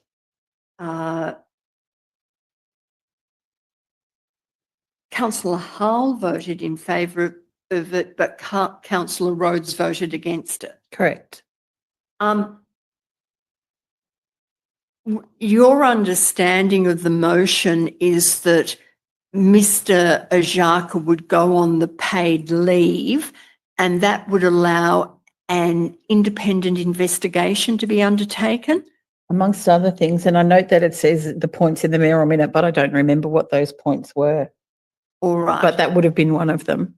Well, it actually led to the Weir report, didn't it? Whereby there was the council paid for an outside independent entity to come in and investigate. In one aspect of the investigation was, put broadly, what occurred at the meeting and what occurred after that. I don't think it was what occurred after that. It was just what occurred at the meeting. Primarily what happened at the meeting. Correct. All right. So at that point, it is Mr. Ajaka goes on the leave and the investigation is undertaken. Then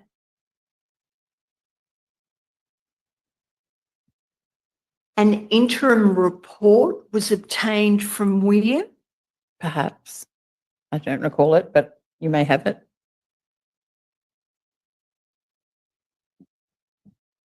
Would you bring up? Sorry, just before you leave this document, Madam Associate, could we just go back to page 10? Just scroll down so the whole of the recommend. Thank you. Do you see in paragraph 2 of the recommendation, there's a proposal to investigate workplace health and safety concerns. Do you see that? And in A, issues raised and feedback provided by USU representatives with mayor and other councillors on the 23rd of April. Do you see that? Do you know what that's referring to? It's referring to a conversation or to things that Sandy Morgan said during that meeting at Lily's. And what were they?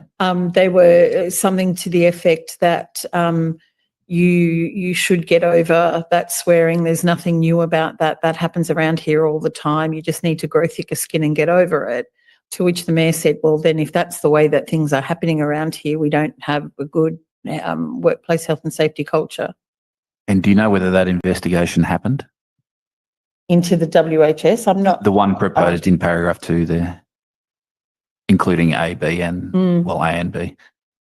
Do you know if that happened? I'm not sure.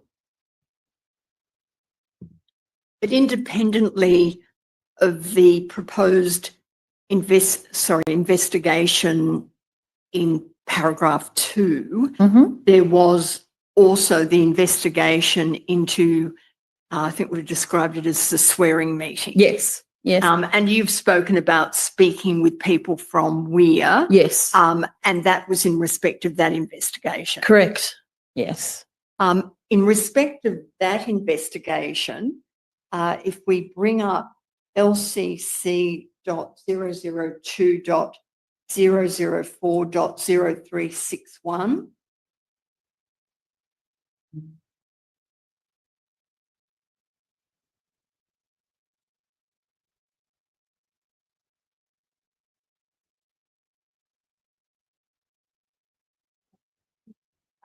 Yes, please. That's the front page. You can see it's Weir interim fact-finding report, Liverpool City Council, and then towards the bottom of that first page, it's a date. It's dated the 27th of May 2024, and there's a reference to Peter Harvey. Was Mr. Harvey the person you spoke Yes. to? And if we jump to page 5, this, as it stated on the first page, it's an interim report. And then the recommendation was, I recommend that council waits for the outcome of the final fact-finding report. Correct. Around the time leading up to the meeting of the 29th of May, were you shown that interim report? I may have received it in an email. You were aware of the recommendation by Mr. Harvey as a result of the investigation that he had conducted so far, that council in substance shouldn't do anything but wait until the final fact-finding report is finalised and presented to council. Correct. So you knew that? Yes. Now, as I said, that was dated the 27th of May. On the 29th of May, there's another council meeting. There would have been if that was the last Wednesday. You can just wait. And if we can bring up, please, INQ.001.001.1105.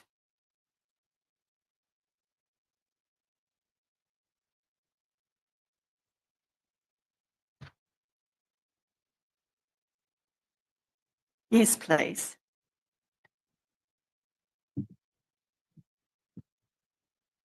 Sorry, you can see that's the minutes of Yes. that meeting. Yep. And if we can move through, please, to page 51.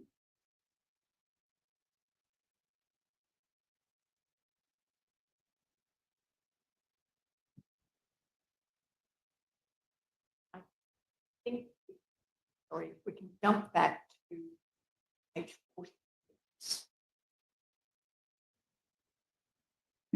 Can you see the council meeting goes into a closed session? And then as we progress through, you can see another number of confidential matters are being raised.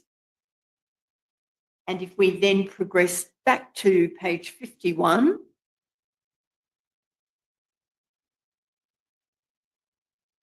you can see at the top item number Mayor 01. That indicates it's a mayoral minute. Correct. Again, a matter of which it wasn't included in the agenda.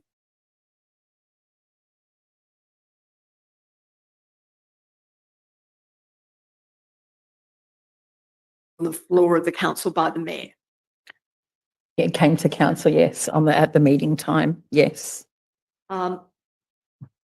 And you can see there that the recommendation is the termination of Mr. Ajaka's contract. Correct. And at this time it was termination without notice and with immediate effect. And my recollection is the particular clause of the employment contract is termination with cause. You remember with Mr. Jackson, the resolution was, my recollection is, a different clause? Yes, I recollect that Mr. Jackson was terminated with the provision of 38 weeks, yes. Yeah. What was being proposed there was not that. Correct. It was that Mr. Ajaka's employment be terminated immediately, and other than, you know, annual leave or anything that he'd actually accrued during his employment, he would receive no payment in lieu of notice or anything like that. That's my understanding. I don't know.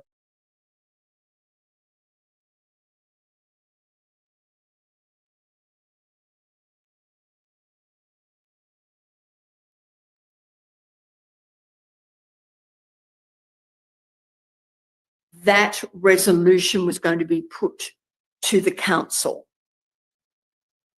Possibly in the days prior to the meeting.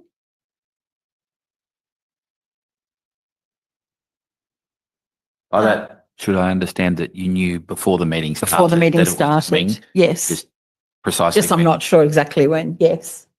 But your recollection is it wasn't 5 minutes before you walked into the meeting or something like that? No. A day or two beforehand? It was potentially the day before or something like that, yes. And again, were you notified as a result of a discussion with the mayor? I would have been, yes. Did that discussion occur with other Liberal Party councillors? Yes. And where was that meeting held? I think that meeting was in the mayor's office. And I know you're not giving evidence of definite dates, but if it was the day before, it would have been the 28th. The interim report of Weir was the 27th. Do you recall whether the interim report was discussed at this meeting? At the meeting in the mayor's office? Yeah. I don't recall. I don't recall whether it was. It may have been, but I don't recall. Is it your recollection that you had access to, or at least knew the recommendations of the interim report before voting on this mayoral minute? Yes. And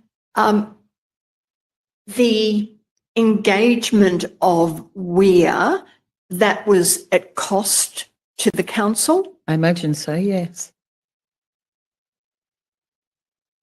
That was the proposal that was suggested at the April meeting, that Mr. Ajaka go on leave while a report or an investigation was undertaken and a report finalised and put before council? In relation to the matters that were investigated, yes. You have an interim report saying, this is what we've found so far, but just wait till our recommendation is for council to wait. Mm-hmm. We eventually produced a final report. Yes. But in the meantime, this minute is put forward in which Mr. Ajaka's contract is terminated with cause. Yes. With or without? No, with cause, because with cause means that you don't get the 38 Okay, sorry, weeks. yes, thank you. Why did you vote in favour of that mayoral minute recommendation where you knew Weir was still investigating, made a recommendation of hold off, Mm-hmm. or provide a formal report in a particular, I think it was in June that they eventually produced it? Because with the Weir report was into the meeting, the swearing meeting. It didn't go to events after the meeting, and the recommendations were made in regard to the meeting, and there was more in play than just the meeting. Right. And when you say more in play, are you referring to events after the Yes. meeting, Yep. leading up to the April 24th meeting? Correct. And just broadly, without going into the detail, what matters were they? They were the matters of the allegation of the 150 jobs, which led to the intense attention around that in various media, which I don't need to repeat for the Commission, I'm sure. And then the subsequent protests that happened at the council meeting, outside the council meeting, and then in the council chambers.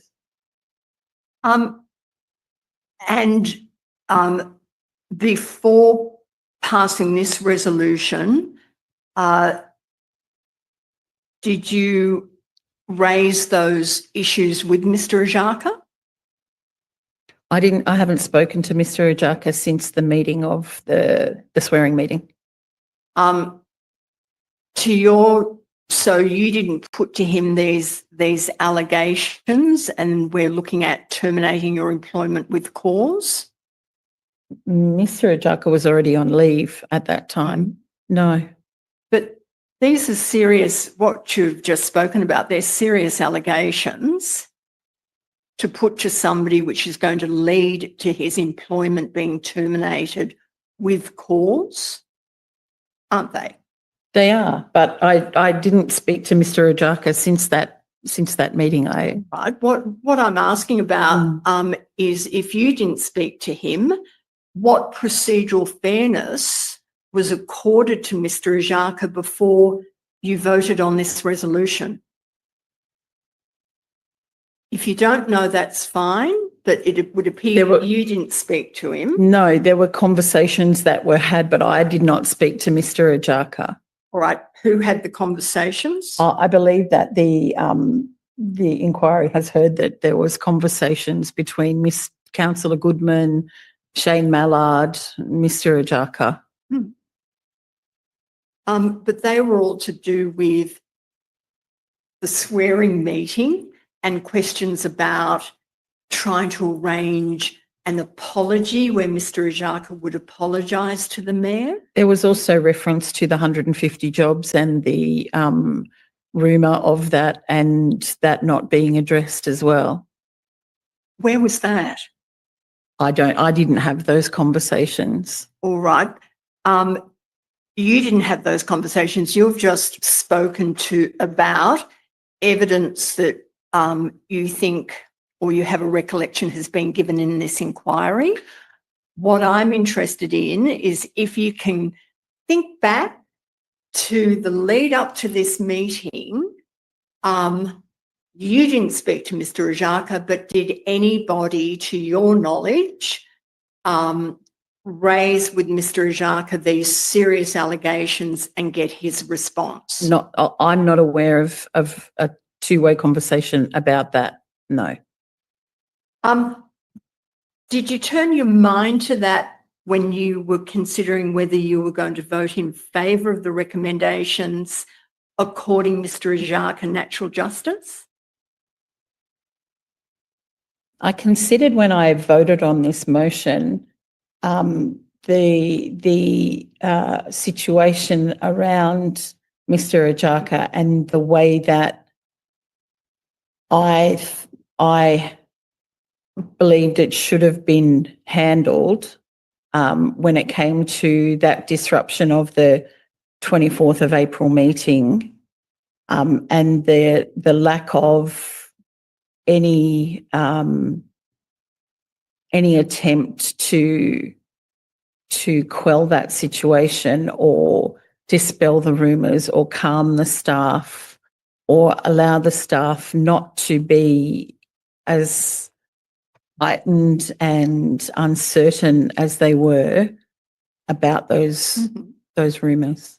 But accepting for these questions that they were legitimate concerns of yours, my question is, you've got those legitimate concerns, they should have been put to Mr. Ajaka for his response. I didn't put those to Mr. Ojaka. But do you agree with me that as a matter of fairness to somebody who's about to lose his employment, that those concerns should have been put to him so he could have answered them?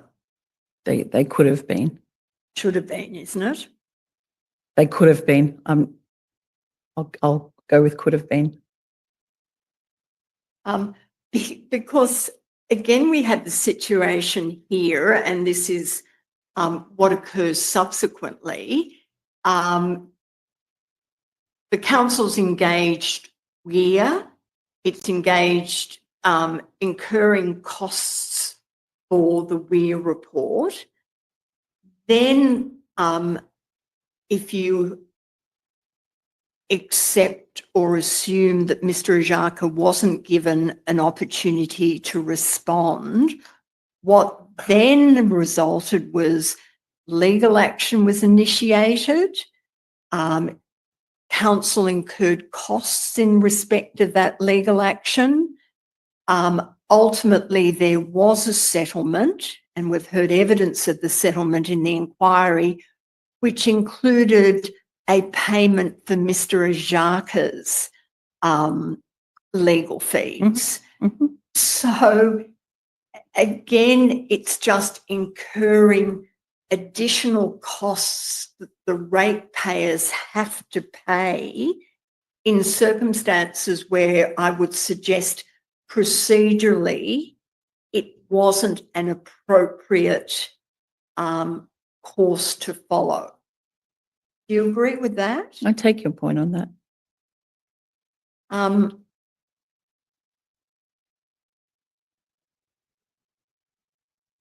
And you may not be able to answer this, but this is the termination of the Chief Executive's Officer, contract of employment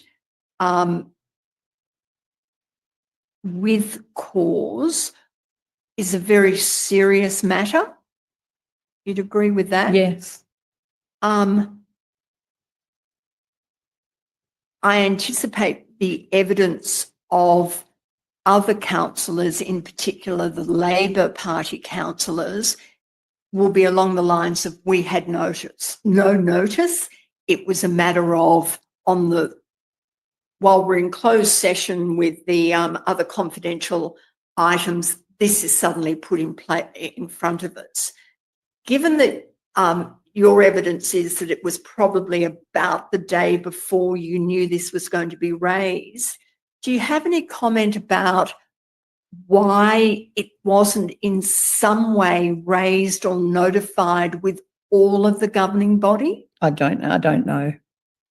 It was a mayoral minute. I don't have. Yeah, you don't control mayoral minutes. Correct. But just, I suppose, your general view or comment of certain councillors having like the inside information and then it being raised in those circumstances at a council meeting, it doesn't seem to be a procedure which generates fruitful debate. Would you agree with that? The more notice that people are given of everything, the better. Yeah. Sorry, I just didn't catch the end of that. The more notice that people are given of everything, the better. I think I know why you say that, but can you just explain to me why you hold that view? Well, I'm of that view for anything that comes to council, including motions that are changed and massaged on the floor of council that you can see have been considered before they got to the floor. I just think that,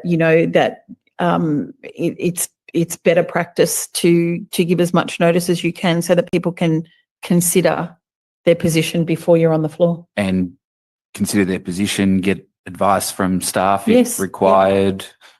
Have the questions answered before we get to the floor rather than not being able, puts pressure on the staff then to answer immediately and things like that. And does it also have an impact that is where not all councillors are aware of an issue that might be coming on the conduct of meetings generally, to your observation? Not particularly in relation to this, but in Just- relation to anything without Not just to notice. one side. Yeah. I'm just speaking generally at the moment. Yes. I mean, particularly even when you've got an agenda and an agenda book and an item on the agenda with a notice of motion by a councillor, and then that even gets changed completely on the floor. It doesn't, when you've got your head around an agenda, and I know you appreciate how thick they are, I certainly do. when you've got your head around that and then it's presented to you completely differently, it doesn't allow a smoother debate as if it was all in front of you at once. And if some councillors feel as though other councillors have had advance notice and they haven't, can that cause issues in a meeting? Well, it causes issues with the debate. Yes, that's right. And it's anyway. That's a different. It's okay. Well, no, I'm interested in your observation as to whether that's happened from time to time. It has happened from time to time. It does happen at council meetings where motions are changed substantially, that the staff have been given them because they come up on the screen, but councillors haven't. It's not unusual for me to call other councillors and say, listen, I'm thinking about putting this up at the meeting. Just, what do you think? Do you have anything to add? So it is much better when people can work collaboratively, and that does obviously save questions on the floor of council because people are across that. Even if people don't agree with what you're doing, they've had that ability to input. And sometimes things occur to people during meetings and issues develop in that way. But from all of that, do I take it that you would agree with the proposition that when all councillors across all 11 of you should have access to all of the relevant information that's going to be put before a meeting, whether in the agenda, whether by notice of motion, whether by amendment, or whether by mayoral minute, at the same time as early as possible? Yes. Thank you. Can I just follow on some questions about that? In a previous answer to the Commissioner, you spoke about, is it notices of motion being changed or massaged? Mm-hmm. That occurs on the floor of the council? It can, and it does. And then, and sorry, if you can assist me, prima facie, if there's a notice of motion that's going to be moved, it should be in the agenda book. Yes. When that comes for debate on that notice of motion, there can be either amendments moved or foreshadowed motions in kind of response to that, and they can arise on the floor. Correct. The changing or massaging, you also made a comment that sometimes the nature of those, it's clear that this was just my rough note, that there should have been or could have been notice beforehand. Mm-hmm. What did you mean by that? So on occasion, there'll be a notice of motion proposed by a councillor and that will have been in the book, and there'll be a response by the directorate or the CEO to that notice of motion, which is in conflict with what the notice of motion is suggesting. And so then that notice of motion is completely redone at the time of the meeting by the proposer of the motion. Oh, so they take into account what the response has been by the directorate, and then they're incorporating. Sometimes they're incorporating, or sometimes it's completely different. And I understood your point to be, because of the way the process works, staff enter things into effectively a running minute, and then that's up on the large screen. Yes. And to your observation, on occasion, the staff have that text ready to go. Yes. So it's being sent to them. It's being sent to them. But not to the other councillors. Correct. And at times, sorry, Commissioner, to keep going, but at times when it's a slight amendment that you might make, that you want a report to come back after there's been some sort of community consultation or something, those things are fine. If you're going to pass that on to staff and ask that you add a 0.5 that says this, that just saves the typist time. Yes. But When is it substantially different motion or there are really big changes to it, then people are not across that. Would you agree that there's an email sent to staff? It's not much more to add the councillor's collective email address as a copy to that email. Could be, very easily. And one of the potential problems with that is if it is a change or a massage from the floor of the council and even the staff haven't been given notice about it, it may raise issues which the particular directorate should have turned their mind to. But didn't have an opportunity, yes. Yeah, because it might have other implications. Correct. That it's kind of unfair to deal with them on the run. Correct.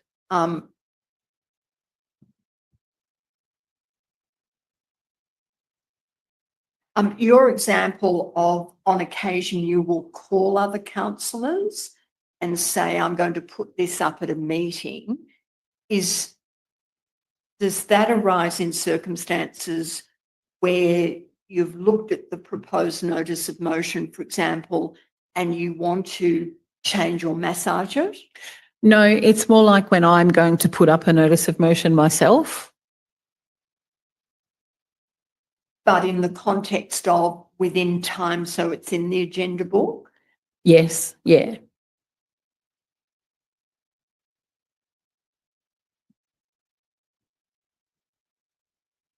In part to see whether your colleagues would support it or have input. Or Whether they had input, whether there was any way that I could make it better, because there are 11 people around that table and I don't have all the knowledge. So if someone else has got knowledge on that, better to get their opinion as well.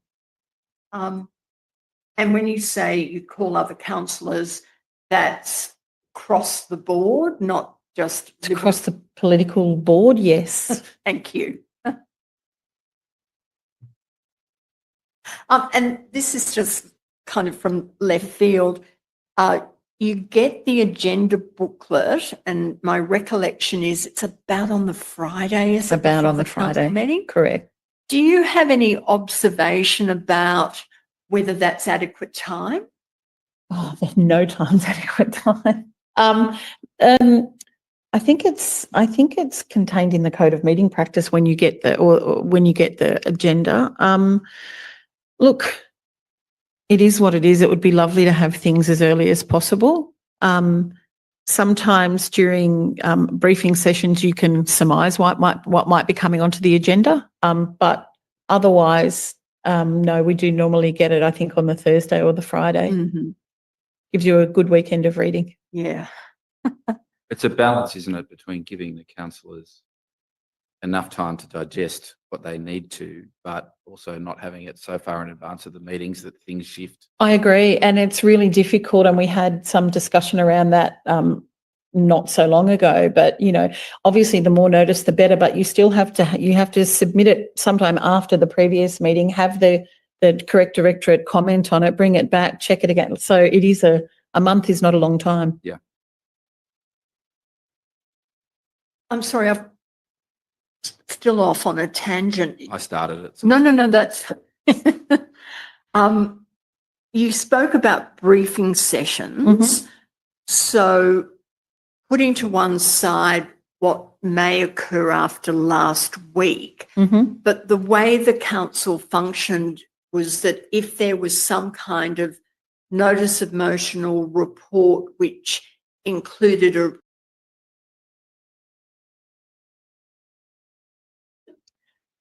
Briefing sessions can, like we get an agenda about the briefing sessions, but we don't have the council agenda at that point. So sometimes what's discussed at a briefing session doesn't actually come to the next council meeting. It might not come up until a little bit later. The briefing can be around any council business, and sometimes we have external parties who come in and brief us about state government projects or the Aerotropolis or something like that. So it's not necessarily always related to direct agenda items at the next meeting. but it can. It could be. Could you just Were there regular standing briefings, or were they more? Yes. No. There's regular briefings. And that's separate to the governance committee meeting? Yes. Correct. It used to happen on the same day. Now I think they're a day apart, but yes. Would you please bring up LCC.0.0.0.001?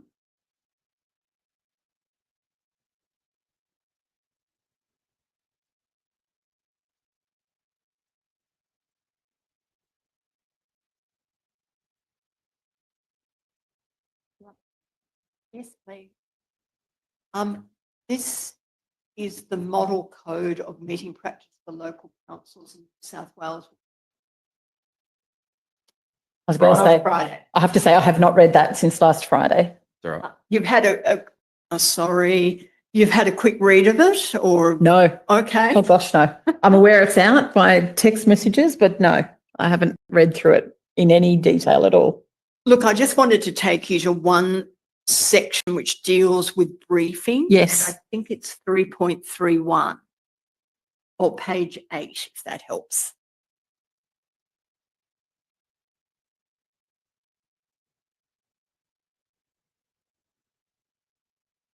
And can you see under 3.31, briefing sessions must not be held to brief councillors on business listed on the agenda for meetings of the council or committee of the council. Yes. I have assumed that's new. Yes. Yes. That your understanding? Yes.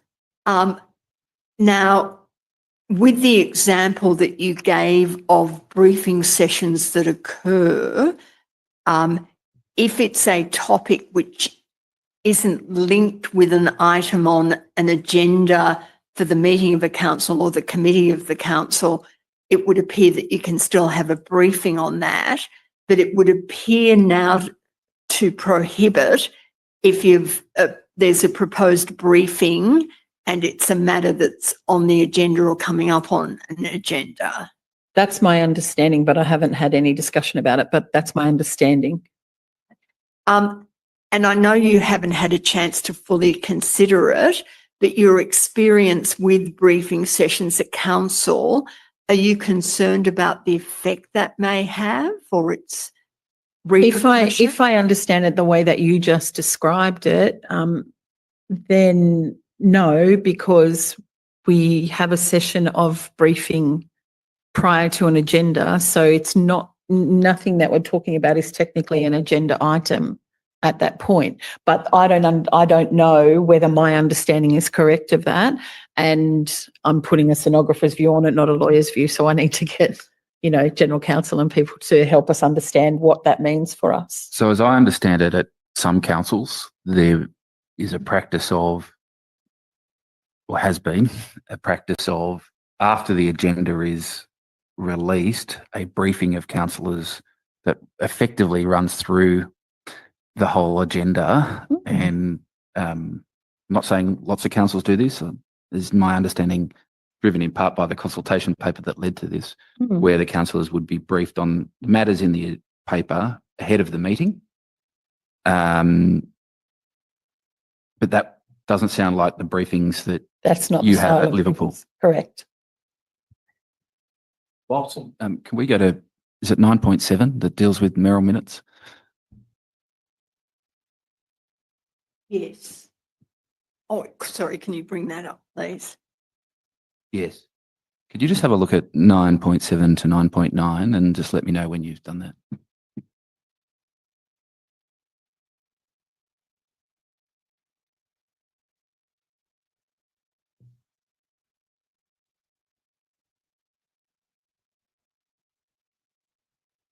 Yes.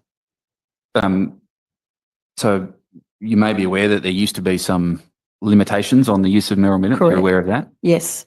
And they no longer appear in the document in front of you? Correct. Consistent with your answers earlier, do you think there would be benefit in there being some form of minimum notice period of anything to be raised by Merrill minute, save for the truly urgent? Yes. For the same reasons that you For the explained to me same earlier? reasons that I explained before.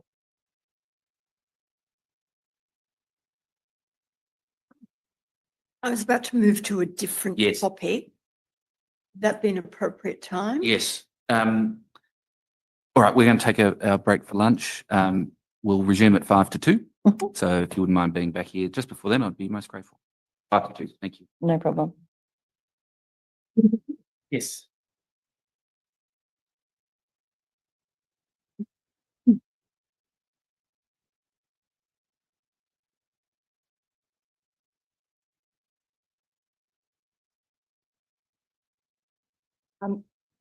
Ms Macnaught, I want to move to a different topic. And that brings us up to 2025, February of this year. Mhm.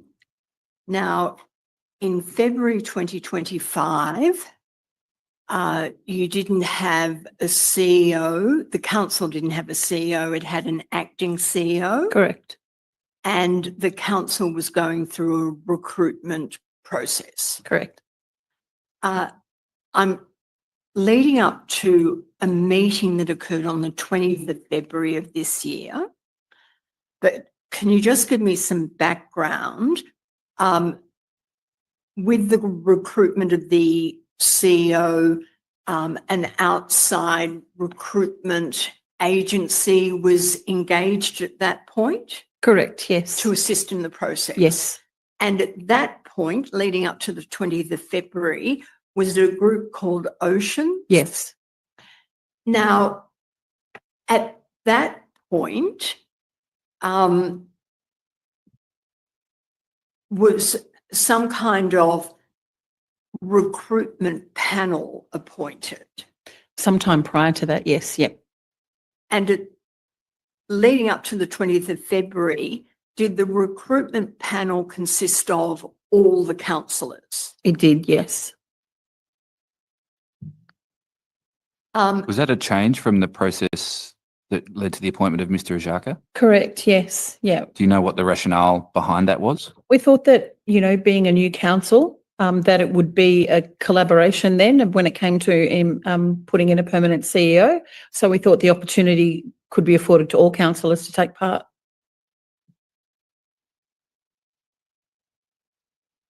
In the lead up to a meeting on the 20th of February, was there some issue which arose where it appeared some information that was confidential to the recruitment process in some way had been leaked? Yes.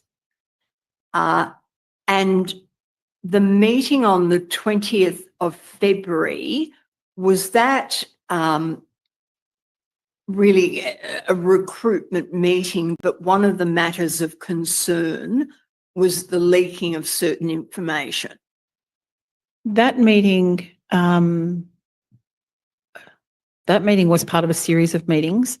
I'm quite sure that meeting was not discussing recruitment of people at that point because that had stalled because of the leaking of information, and it was a meeting around next steps in the recruitment process. The question of the leaking of the confidential information, do you recall when that had occurred? I can't tell you exactly, but it would have been the days preceding when it was the time that we were due to hold the first interviews. You were sorry? Sorry, due to hold the first interviews with candidates. So it was on that night, and I don't think that was the 20th. I think that was prior to the 20th. The issue of how the information had been leaked, was there some kind of investigation or inquiry occurring in respect of that, which was running concurrently with the recruitment process? Not to my knowledge. Merged? Not to my knowledge. There wasn't an investigation.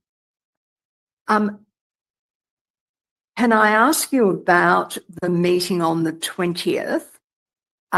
It was a meeting that was held at about 5:30 in the afternoon. That would be correct, yes. It was attended by all the councillors.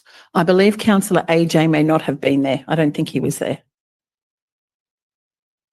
your recollection is everybody bar him. Yes. And when I say councillors, I'm including the mayor. Yes. The recruitment agency called Ocean Group were there. Yes. I've also got listed a Procure Group. Do you remember who they were? There was an independent person on the panel, and I believe they were probably from Procure Group. That may be that person. And then there was also a probity advisor as well, who actually Procure may be the probity people. I'm not sure. And also was Mr. Napick from, I call it Human Resources Yes. from Council. I don't recall if Mr. Napick was in that meeting or not. He had been in previous meetings, but I don't recall specifically if he was in that meeting. And what's your recollection, I'm sorry, of the purpose of this meeting? So it was to, if I can colloquially say it, it was to see if we could rescue the process that we'd already been down. So we'd already been quite a way down a path, and to see whether or not there was a way to keep going with that process, or if not, what the next steps might be in that recruitment of a permanent CEO. And pausing to see whether you could rescue the process, or if not, what way you were going to proceed. Was that because of the leaking of the information? Yes.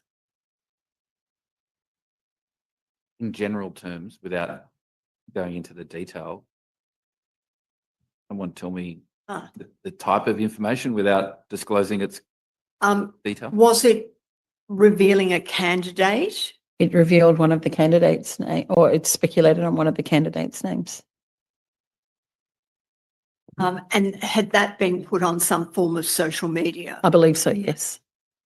Now, so this meeting was to try and work out, do you start again, or how And we save this, or do we start again? salvage the process in some way? Correct. Now, during the meeting, and sorry, where in the council? It was in the boardroom on at Civic Place.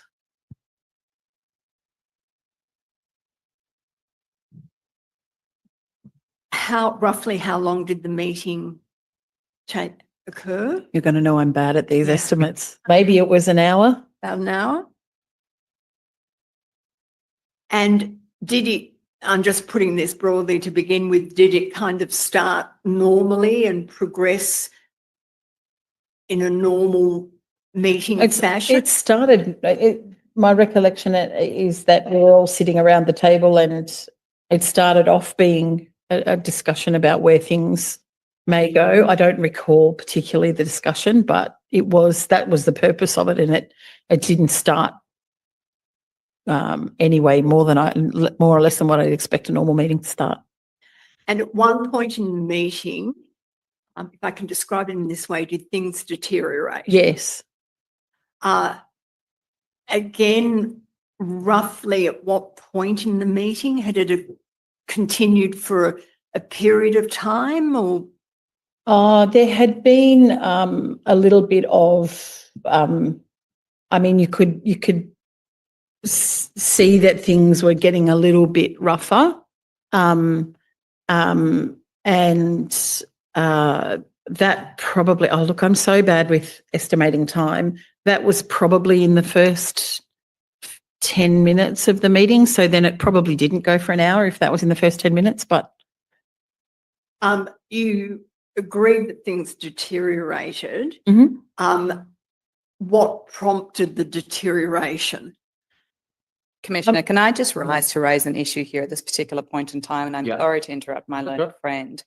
I have a concern that we might be getting into a space that is the subject of an ongoing and extant code of conduct complaint. Oh, I understand, Commissioner, that you're not bound by the confidentiality provisions, but I am concerned to make sure the procedural fairness is afforded in both forums. In the sense that if there is an investigation, well, to the extent that there is an investigation, inquiry, and questions asked and answered in this forum, which may have an impact upon the other forum, that is essentially what I'm directing this towards, Commissioner. Yes, all right. Well, we've adopted the approach of dealing with that in private for the time being. I will have to deal with some of this in a report somehow, but we'll deal with that. Given the way we've approached it in the past, Yes. it is probably appropriate if we go into closed session now. Yes. But I will try and limit the time dealing with this when we are in closed session. Yeah. Okay. Pursuant to Section 12B of the Royal Commissions Act, I direct that the next passage of the hearing take place in private, that those who are in the room can remain silent, so I assume that's right. And I further direct that the transcript of this private part of the proceedings not be published otherwise than in accordance with the usual direction. All right, we're back in public. Thank you. After that meeting on the 20th, do you recall that the acting CEO sent some emails round? I don't recall it, but he may have. All right. Can we bring up, please, LCC.003.001.0115?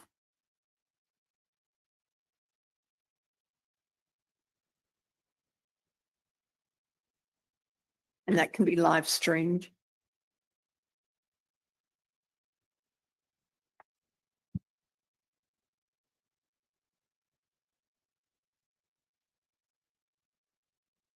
Do you see that email from Mr. Breton? Yes.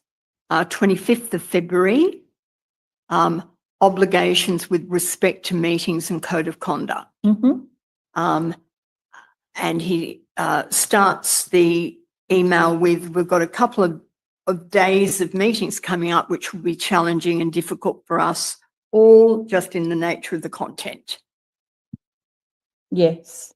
And then he reminds you all of the specific sections of the code of conduct. See that? Yes. And then finally, with the team and I look forward to continuing to work with you towards being better in 2025. Yes. And if we can then bring up LCC.003.001.0053.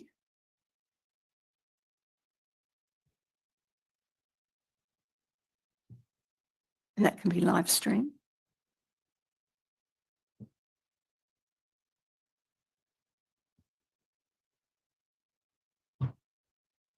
And if we move towards the bottom of that page, this is dated the 26th of February, but is from the acting CEO concerning Liverpool City Council, councillors and staff are increasingly being mentioned on social media, reference to a particular authority, providing a valuable insight. Otherwise, as councillors, ratepayers and individuals, when one makes comments on social media platforms. Yes. Now, can I just ask you, you spoke about the discussion amongst a number of councillors after people had left the meeting. Mm-hmm. And I think you said it was along the lines of the, we can't continue with everybody on the recruitment panel. The recruitment panel then was changed. It was, yes. You went back to the more traditional, certain councillors were on the recruitment panel. I think we still had more than usual, but yes, we went back with less councillors. Can you recall, were you on the panel? I was. I take it the mayor was on it. He was?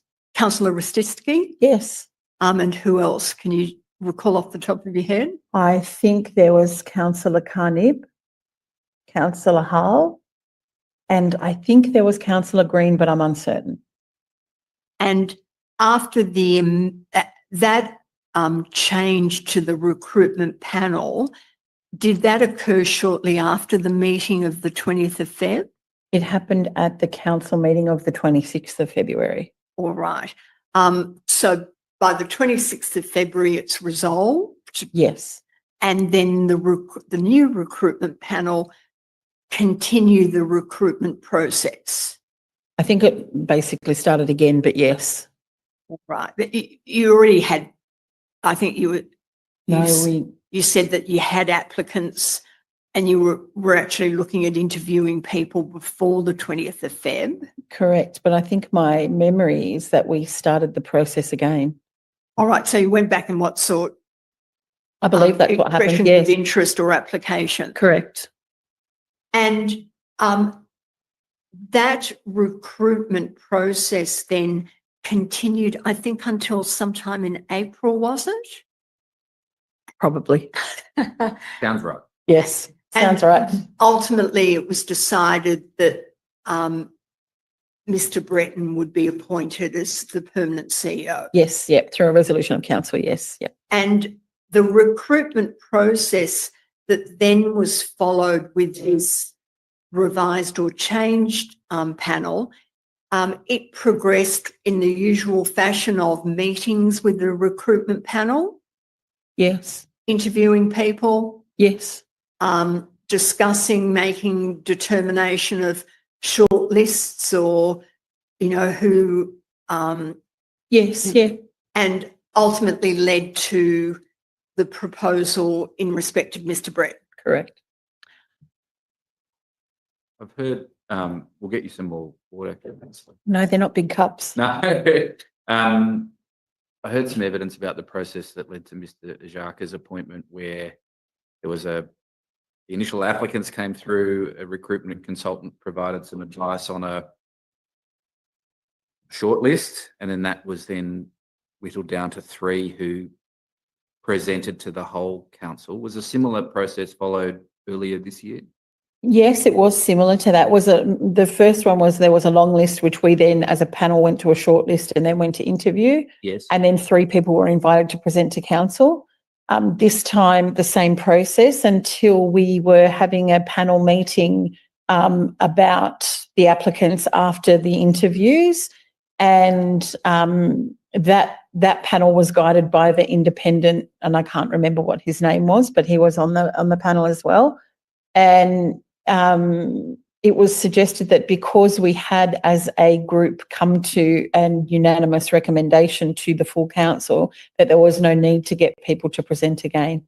Okay. So in that first case, we had 3 people and we didn't agree we didn't want to put one person forward as a panel, but this time it was agreed that just one person would go forward anyway. So there was no need to present again. Okay. So there's the long list, there's the interviews. Long list to short list, interviews, and then sometimes another interview. Yes. But we didn't do that with when Jason was appointed. So the unanimous view of the panel, including the independent member, was it a representative from a different council? I think he was an external person. Yeah. In any event, the independent member, Yes. it was unanimous across you all that Mr. Breton Yes. should be proposed, and that was proposed to the full. And we, in fact, sorry. No, that's all right. And that went before the full governing body Yes. for determination in about April or May or whenever it was. Correct.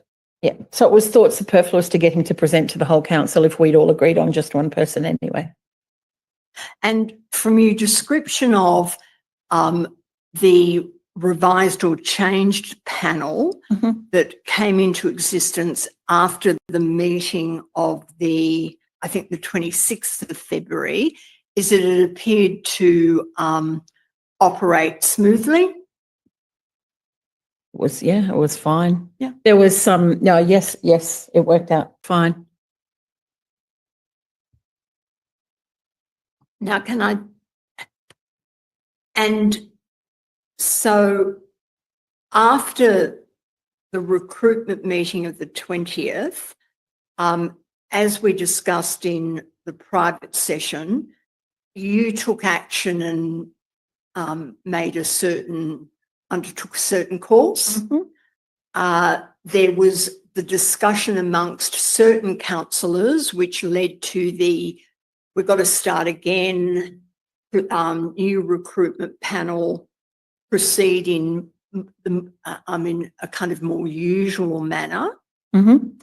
And that then leads up to the meeting of the 26th of February. Yes, correct. So is your recollection nothing else happened at the meeting of the 20th or in the lead up to the 26th other than what I've just described that you did? And also there must have been some kind of resolution for the meeting of the 26th to establish the revised recruitment panel. There would have been, I don't recall the item and what the specific words were, yes. If I can also just add that during that meeting of the 20th, when there were councillors at the end discussing ways forward, there was also a more general discussion about behaviour, and behaviour like that can't happen. Just not appropriate in the council meeting or recruitment meeting for loud voices, aggression, etc. correct. All right, can I take you to the meeting of the 26th? Now, do you recall at that meeting, actually, I'll bring up the agenda to begin with. INQ.007.001.003, please.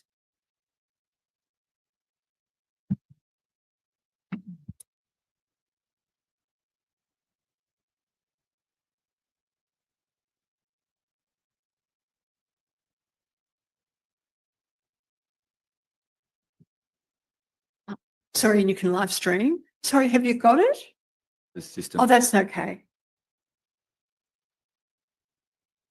That's the agenda for the 26th of February. Yep. And if we can go, sorry, we can just move down to the next page, I think. Page 4, try. There you've got the order of business, and I'm going to take you to COM 4. Yes. And if we can go to page 125, please.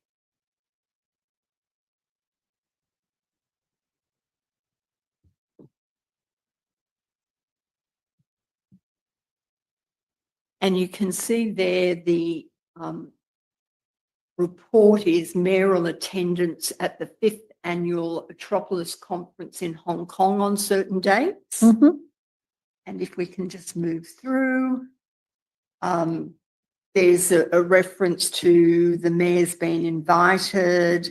Third paragraph, the cost of return airfares, some accommodation, etc., will be met by the event organisers. And there's also council delegate to attend, but that will be financed by the council by either using reward points or other funds. Correct. Okay, and we keep on going. We've got on page 126 at the top what the recommendation was. Note the invitation from the event organisers, provide a determination for the mayor's attendance, and to nominate a council delegate to accompany him. Correct. Can I just ask, the use of the word council delegate, in your mind, was that going to be another councillor or a member of the staff? I thought that was to be a member of the staff. Now, I want to take you through the meeting, and to do so, I want to play some of the video of the meeting. But what I'm going to try and do, instead of playing it all, kind of jump to certain times. Now, the video is LCC.003.001.0002. While that's coming up, it's ordinary process for expenditures like this to come before council for approval. Yes, yeah, it is. Even when the mayor's accommodation and travel was covered, it still needs a resolution of council. Same thing happens, I think, for the annual conference and the like. Yes, yep. Yes, please. And I'm hoping you can jump to 2 hours, 41 minutes and I think 10 seconds. Go back, yeah. Perfect. And, okay. Yes. Please raise your hands. Against, I declare it unanimous. Next item is mayoral attendance at the 5th Annual Aerotropolis Conference, 7th of May in Hong Kong. Councillor Macnaught. I have an amendment. Sorry, Councillor Macnaught. Yeah, do you second No. her? Sorry. I think we couldn't really My hear microphone what wasn't you on. said, Yep, but you moved the motion as per the book. and now there's an amendment. Second Yeah. Deputy Councillor Moon. Yep, Councillor, would you like to speak for your motion? Thank you. I think this is an amazing opportunity to showcase Liverpool on the international stage. We have an Aerotropolis, as we're all very aware of and very excited about. And this is exactly what I would expect community leaders to do, particularly the mayor to do, is to go and present what we've done, learn from other people in similar situations, get some on the ground experience from people who are maybe a little bit further down the project than we are, and see, talk about Liverpool, sell Liverpool to the world, let them know that we're open for business. We have an amazing new airport coming. I think this is a wonderful opportunity to bring as much attention to Liverpool as we can. Lovely. Thank you. Councillor Assisting, you have an amendment? Yeah, look, I totally agree with everything she just said. I would actually love to attend, but I will pay my own airfare accommodation, so it doesn't cost the ratepayer anything. That would be I think how would that work? I think you'd have to contact the organisers, and you can do that with yourself. It doesn't need a resolution to do that. And that would be. Can we ask there's a motion there that says the CEO alternative officer. Why don't we change it and put my name on there? It would be a good opportunity to travel together. I don't see any humour in your statement, Councillor Assisting. So just with respect to your point, it's a superfluous. So if you're saying you want to amend point 3 to remove CEO to yourself. Okay. But also add in there that I'm paying my own airfares and accommodation.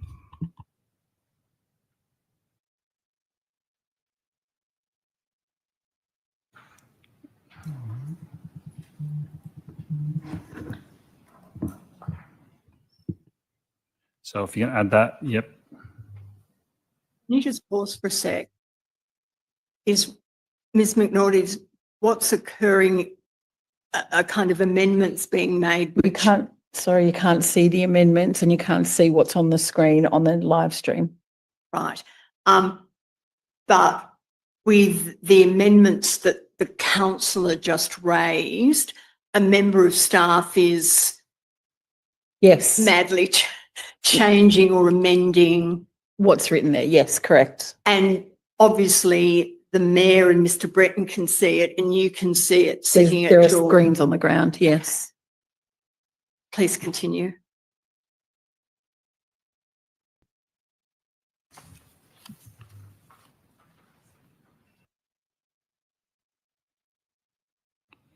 Is there a seconder for that amendment? The amendment lapses. All right. Seconded, Councillor Carneeb.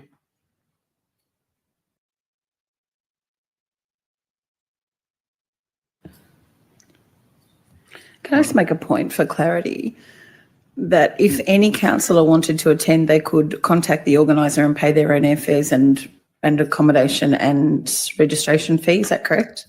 Pardon? If any councillor wants to attend, they can contact the organiser and pay the registration fee and pay their own airfares and attend. Is that correct? Correct. Well, that's Without a motion of council. Just wanted to make sure you if would you have wanted to, you could. yeah, you'd have to talk to the Yeah, organisers. thank you. So just for the councils in the community, we receive many invitations to attend different things, and I think I have spoken at this conference once before. This is where the organisers they have said if you the organisers are ultimately paying for the airfare and for the I think 2 nights or 3 nights accommodation to go along. So yeah, there is no cost to this to ratepayers, as the report says, unless a staff member comes along, which would be covered from frequent flyer points and so on and so forth. I just have a question. Yes, Councillor Monahan. Is this an amendment or a foreshadowed motion? Is this an amendment to the original motion moved in the name of Macnaught and Amoon, or is it a foreshadowed motion? Let me just have another read of it.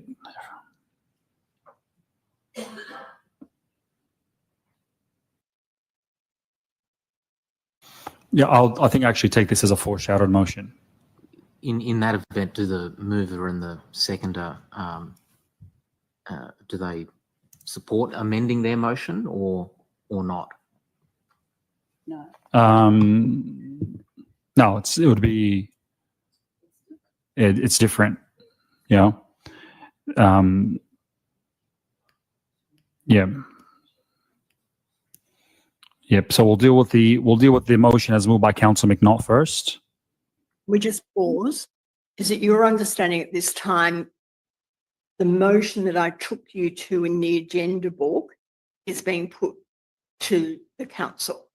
Yes. The only thing is that someone mentioned the word CEO in it, not delegate. So I'm not sure if that was changed, but yes. All right. And It's the original motion that's being put that I moved. sorry, if we can start up again. Yeah. So yeah, ultimately, council, I can see there's a lot of probably these invitations will come. I frankly don't care. I'm happy not to attend. Going for, was it 8 or 10 hours on a plane and coming back and speaking for probably half an hour. There is good learnings from it. We did definitely learn a lot about aerotropolises in cities in previous times. I think it's very important that a staff member does go there because they gain a lot, obviously, from an operational perspective as well. I'm pretty certain that during the term of when Kirsten Fishburne and was CEO, that many staff did travel to different airports around the world to learn from it. So yeah, but it's up to you. If you guys want me to talk and promote the city, I'm happy to. If not, I'm comfortable. I can assure you I'm comfortable either way. Councillor Green? I'm more than happy for you to take up the invitation. It's been an invitation as a speaker from conference organisers. So I don't see a problem with that at all. In terms of a council officer, I mean, I don't know. I back of my head, I wondered if someone from City Futures, someone who's been working on this particular project for quite some time, in terms of, being able to also Liverpool's experiences and the challenges or the wins we've had, whatever. So, for me, I'd like to see, one of the either from City Futures. And if we could stipulate that, we could, but we cannot direct a staff member. We'd have to do it through the CEO. I guess I'm just being. I agree with you. I guess I said it to agree with you. That have the expertise and have been working on this project for some time. That they're involved in discussions. It would make sense to me. Yeah, lovely. All right. Are you speaking for or against the motion, Councillor? The first motion or the second? The first motion. The first motion. I'm not going to. I'll speak against it in a very general sense, just to say I'm certainly not in a disagreement that a CEO or alternate officer accompany yourself, Mr. Mayor. But is it just attend and pay his own way as part of that as a just to write to the organisation to see if they'll have an alternate councillor attend? in what sense? In their own capacity or rather than myself? No, of course not. Yeah. 1 to 3 is perfectly fine. I don't disagree with the CEO or alternate officer. I can see the logic and the positives of someone leaving from council attending from an operational perspective and the learnings they can take. But I think just simply asking the organisation if another councillor attend, if there's not going to be any cost to it, I just don't see any harm in asking. If they say no, they say no. So the way that this is a professional event organising company, so they put out the speakers list and then they go and sell tickets across. So I think if anyone who wants to buy a ticket can attend, right? So that's how it works. I get you, but what my point is the motion that's currently framed is the CEO or an alternate officer to accompany the mayor. Mhm. There's no issues with that, but if it's a CEO or alternate officer, why can't it just be canvassed that he attend? No one's suggesting that Councillor Restevsky speak on behalf of Liverpool. He's not the mayor. Yeah. I gauge that. No one's suggesting that, but just simply to write to them, like if any other councillor suggested an expression of interest, if I had the availability, I'd love to go. But Anyone can, Yes. that can be done easily. Anyone can call up and pay their own way and travel if they wanted to. No, of course. And just pay, I think the registration fee is probably a couple $1,000s for those who want to attend, plus airfares and accommodation. So if people want to do that, I'm sure the organisers won't say no. That's their business. They're there to sell tickets. completely agree. But if there's a motion from council that's about the summit, then letting them know that somebody else who is a councillor who may attend is really just a courtesy. Councillor Restevsky may attend. Yeah. I just don't see, even a 4, for example, that would say Councillor Restevsky may attend. Could we jump forward to 2 hours, 51 minutes and 5 seconds, please?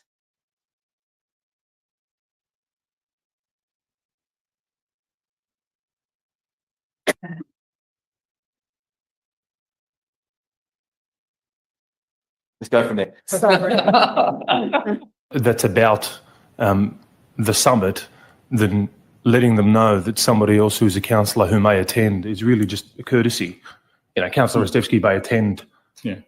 I just don't see, even a 4, for example, that would say Councillor Restevsky may attend as a councillor from Liverpool. Whether or not he chooses to go is a matter for him. No, look, councillors, if you want to stay here all night and we want to get to that nitty gritty and do things that don't need to be parts of motions, we can do it. But ultimately, you made your point, councillor. We'll move on. I'll put would you like a right to reply, Councillor Macnaught? No, okay. I'll put the motion as per the screen. All those in favour, please raise your hands. Against? I'll do this. All those in favour, please raise your hands. Against? I declare the motion lost. Great. We'll now deal with the foreshadowed motion. Councillors, I have to inform you, in order to deal with the foreshadowed motion, we would need to go into closed session.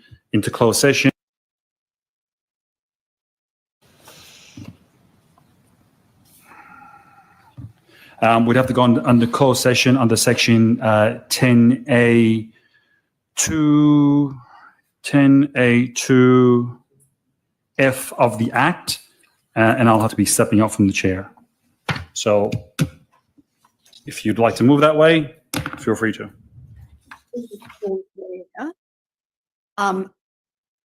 Your understanding of the foreshadowed motion was the motion which included that Councillor Restevsky could attend?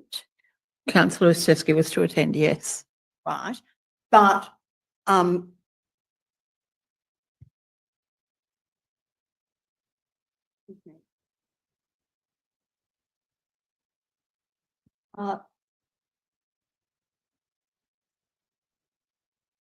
can we bring up another document without losing that, or are you going to absolutely hate me?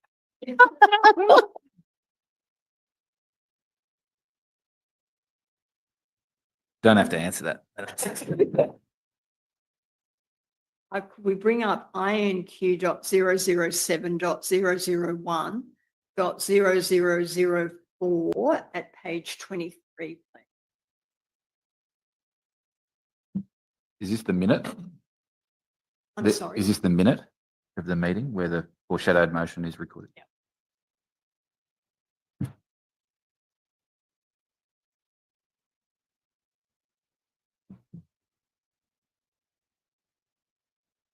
Twenty-three.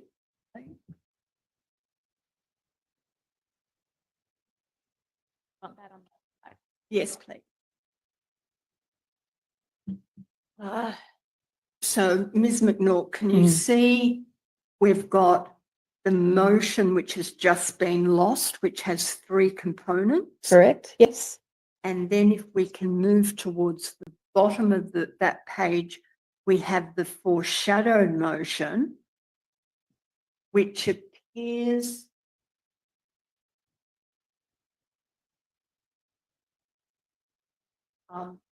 to be in similar terms to the motion that failed, but has the addition of paragraph 4.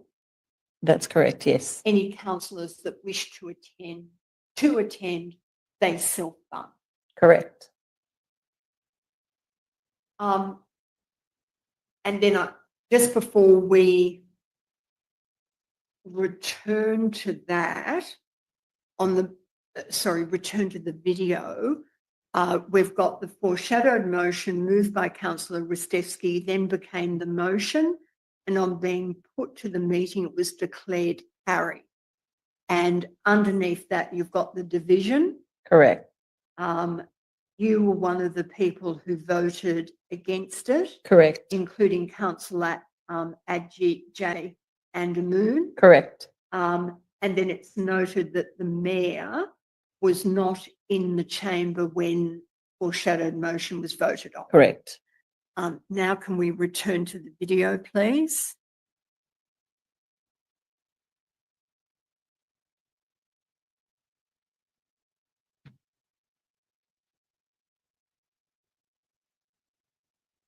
All right. Yep. So anyway, I'll move that we move into section. I'll move that we go into closed section under the relevant clause. What is that, through the CEO to the legal counsel here tonight, what does that mean for everyone in the audience? Well, quite simply that when we go into closed session, the council has under the Law Government Act, under section 10A of the Act, in particular different circumstances. This section, section 2F, is pretty straightforward. I'll read it out. It's 2F is regarding matters affecting the security of the council, councillors, council staff, or council property. So under that section I move that we go into closed session. I disagree, and I move we stay into open session. Yep. Okay, that's fine. Do I have a seconder? Second, Councillor Macnaught. Any discussion? I'll put the motion. All those in favour? Against? I declare it lost. Thank you, councillors. I'm mindful. Division. I'll be removing myself from the chair and ask the Deputy Mayor to take over. Division. Yep. Division. Thank you, councillors. Deputy Mayor.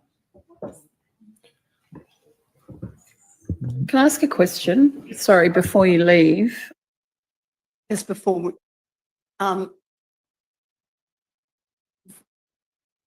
to move into closed session, you need a resolution of the council approving that. Correct. That was the motion that the mayor just moved, which you seconded. Correct. The basis for that, the explanation for that was initially restricted to the mayor just referring to section 10 capital A 2F. Correct. When asked by Councillor Ristevski, what is that? He mentioned security. I think he must have quoted from the section and referred to security of council, councillors, council staff. That's what he said, yes. Yeah. And then that was all that was discussed or mentioned to the council about why there was going to be, why it was sought to move into closed session. Yes. And then you can see that motion failed. Correct. And again, where I think it was Councillor Ristevski was calling out division, is that to record actually who voted in favour and voted against? Correct. All right. The practice at Liverpool isn't to record votes unless a division is called. Not unless a division is called, unless it's on a property matter. Correct. Yeah. Thanks. And sorry, maybe if we just play the next little part.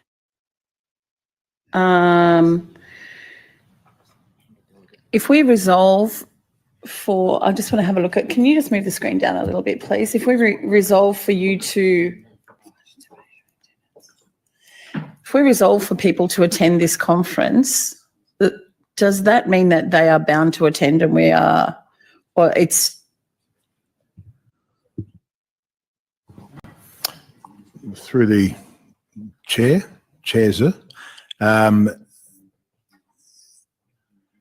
the resolution would not mandate that Councillor Rostevsky must attend, because he's not obliged by that resolution. It's an intent to attend, and that council would be supporting his attendance. If something happened in the period between now and the period where Councillor Rostevsky was going to attend and he didn't, I don't think that would be a material so issue. I'm more also asking about if we say that the provide a determination for the attendance of the mayor, if the mayor doesn't go, that doesn't mean we haven't satisfied this resolution of council. That's my understanding as well. I would have thought if we go back to the original motion, that it is as simple as the CEO, an alternate, another councillor or alternate officer accompany Mayor Manoon to Hong Kong. That's And that may satisfy, unless we want to nominate the councillor. with the greatest of due respect, what I was trying to propose earlier, but noting that that motion is lost, and now propose again to the mover and the seconder, that point 3 should simply read, nominate a council delegate and acting CEO or alternate officer to attend the mayor, to attend with Mayor Manoon. That way, councillors. any of those 3 combinations. Yes. That would satisfy both the initial motion and the now foreshadowed motion, which is the current motion before the council, and that if anyone wished to attend as a delegate, as well as with the CEO or an alternate officer, because it's important that the organisation has someone with the operational know-how of the council attend, as well as, as the Act states under Section 226, the spokesperson, the official spokesperson of the council being the mayor. I don't see a problem with with sending an additional delegate from the council, as long as there's, again, the operational arm is represented, as well as the official spokesperson. I was trying to get. Stop it. Sorry. Putting to one side the procedure that's occurring there, which we might get back to, but the mayor stood up and left the chambers, and you saw the deputy mayor, Hull, resume the chair. Yes. At that point, the only information that had been given to the other councillors about moving into closed session was the reference to a subsection of the Act. Correct. And then when pressed by Councillor Rostevsky, it was then basically the section of that subsection was then read out. But there were no details about whose security was at issue. There commonly wouldn't be any details given of any movement into a closed session, except for any reason, except to read out what part of the Act you wanted to close the meeting because of. But in the circumstances, it would appear that none of the councillors really had an idea of the basis for the proposed move to the closed session? That's not different to any time that we would move into closed session. I think, No, can I just stop you Sure. there? That wouldn't be correct, because obviously if you're moving into an area of commercial confidentiality, just uttering the words commercial confidentiality and the broad context of what you were discussing, I would suggest in those circumstances that a councillor would sit back and think, yep, I know why we've got to do this, and would basically know the reason. But what I'm putting to you, this is obscure. We're talking about the mayor attending this conference. The foreshadowed motion is in substance the same, but with any councillor that wishes to can attend and pay for it themselves. And then you've suddenly got the mayor just standing up and saying, closed session, this section, and then even within that section, not articulating it's these words in the section. it probably helps to, for me to point out also that the foreshadowed motion that you took me to that was eventually voted on is not the foreshadowed motion that is on that screen at the moment. Get some further tweaking. Oh, yes, there was tweaking. So what the mayor is referring to going into closed session about does not end up on the foreshadowed motion that is published in the minutes of the meeting. All right, but so far from the discussion that's occurred with the foreshadowed motion, again, if I can describe it as opaque, what the particular problem is. I think we haven't discussed the foreshadowed motion because there was a desire to go into closed session to discuss it. So there's been no discussion particularly of it. What's your recollection? So you're saying that there was a foreshadowed motion, and what was the terms of it? I can't remember it off the top of my head because I would have seen it at that time, but it was to the point that Councillor Istevsky is to accompany the mayor to Hong Kong. Are you sure that was Yes. the terms of the? The original foreshadowed motion, yes.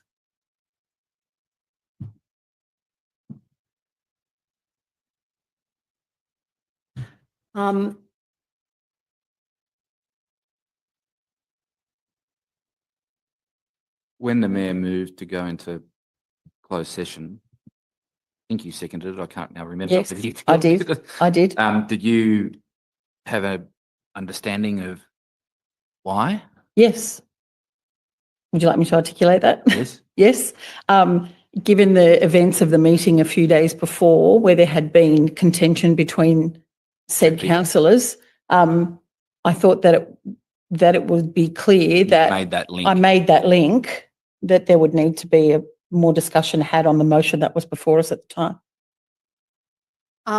You made that link, Mm-hmm. but after the meeting of the 20th, there was agreement about the way forward, that it was going to be a new panel. Yes. Remember, you Yeah. talked about the consequences of that. I took you to those 2 emails that were generated or sent by the acting CEO. Other than that, when I asked you, there was nothing else that you raised in respect of reports or emails or issues up until this meeting that arose from the 20th of February meeting. Not around the 20th of February meeting. There wasn't anything else. There was information on, I don't know whether it was social media or in a traditional media article, that Councillor Istevsky would be putting forward a motion to travel with the mayor to Hong Kong. Right. I'm not raising that. Your answer was something along the lines, and it's my scribbled notes, because of the content of what occurred on the 20th of February, Mhm. your understanding of the rationale or reason for the proposal to move into a closed session Mhm. was that content. Yes. What I'm saying to you is that from your evidence and other material that the inquiry has received, is that there doesn't seem to have been anything circulated to all councillors arising from, or for example, from the mayor about what happened on the 20th and what repercussions or matters that raised. Do you agree I guess with that? the nothing from the mayor about that, Yeah. to my recollection. I guess the reason I made that connection was that I was in the room on the 20th and I saw Councillor Ostevsky threaten the mayor, and that for me was the link. We would want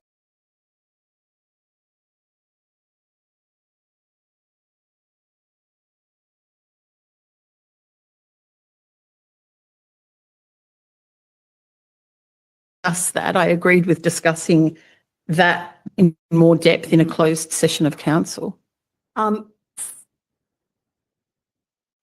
From your answer,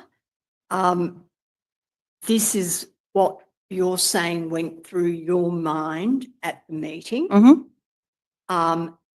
You agree that that thought process was not expressly or openly raised at any time in the meeting? What I was thinking in my head, no. You've talked about this was my thought process. Mhm. What I'm getting at is that was your thought process, but we've got, 9 other councillors.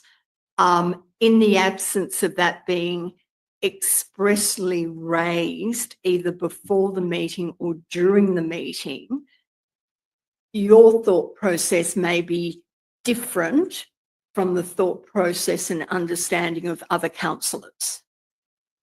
It could be. So with this, the mayor leaves and we've now got the new chair, Yes. and maybe I think we've got Mr. Monaghan speaking. Mhm.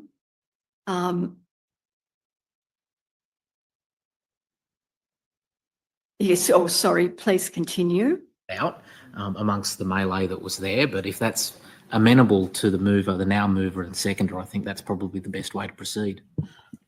I have no issues with what Councillor Monaghan just said. I said that earlier that I endorsed the first motion, but if any other councillor here wanted to express their interest to go and to write to the organisation, I'd support any one of us, including myself.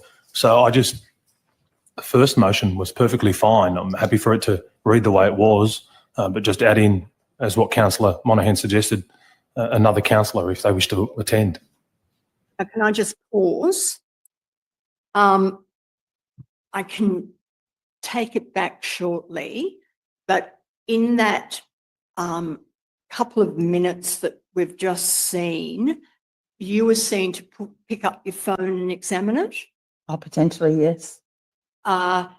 Councillor Hart does, and that's at 2:57:04. At about 2:57:14, Councillor Hart does the same thing, picks it up his phone, examines it, and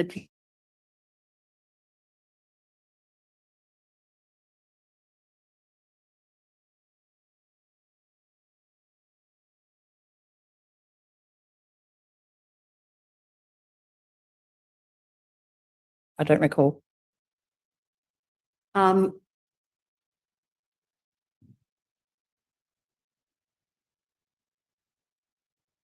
if we can continue.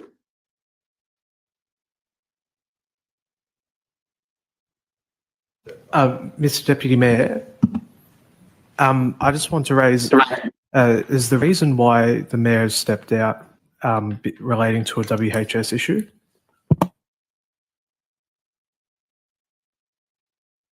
And that's why We wanted to go into confidential. I'd rather we don't, because this is recorded and the community has a right to be in the room, and we need to maintain transparency.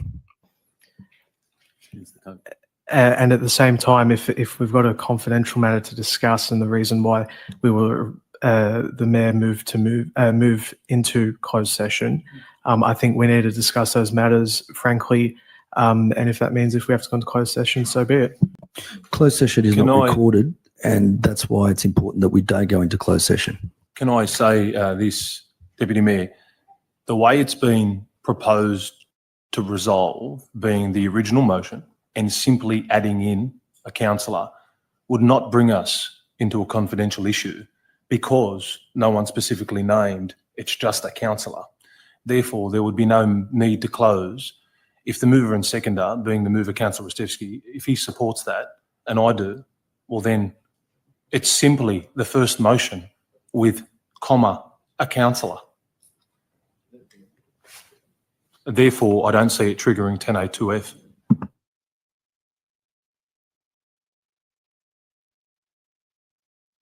This is all after the motion to go into close is lost. That's Yeah. right. We're going to come back to procedure. So can we go back so we can read the first bit? Can I suggest that the entire first motion is copy and pasted into this proposed motion? It's a shame we have to do it this way, but Sorry, what was that? Who was speaking then? Oh, it was Councillor Cunny. That is Councillor Carney speaking. Yes, sorry. Okay. Yes, He puts his hand over his face. yes. Actually, and literally the CEO, comma, councillor or alternate officer. And perhaps in the circumstances, the word to accompany the mayor is changed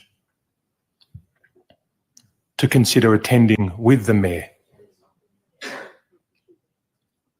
Through the chair, would that actually, if we were to do that, would that cost council anything? Because you're adding another person to the list. So that extra person would have to pay for accommodation, they have to pay for registration, they have to pay for flights, which the actual provider is not doing that because they're only doing that for the mayor. Mm-hmm. The invitation was only for the mayor. If we do it in that manner, that means we're saying that we are going to have to pay for the councillor. Perhaps then a fall to say that if any councillor chooses to attend, they pay their own way. That's probably the best way. Yeah. Because if you do it this way, it sounds like council's going to have to pay for the councillor. But if you do it the other way, hey? Wishes to attend, but they self-fund. I've made it, yeah, exactly. I've made it on record that I'm not seeking any ratepayers' money. I'll pay my own way therein. Yeah.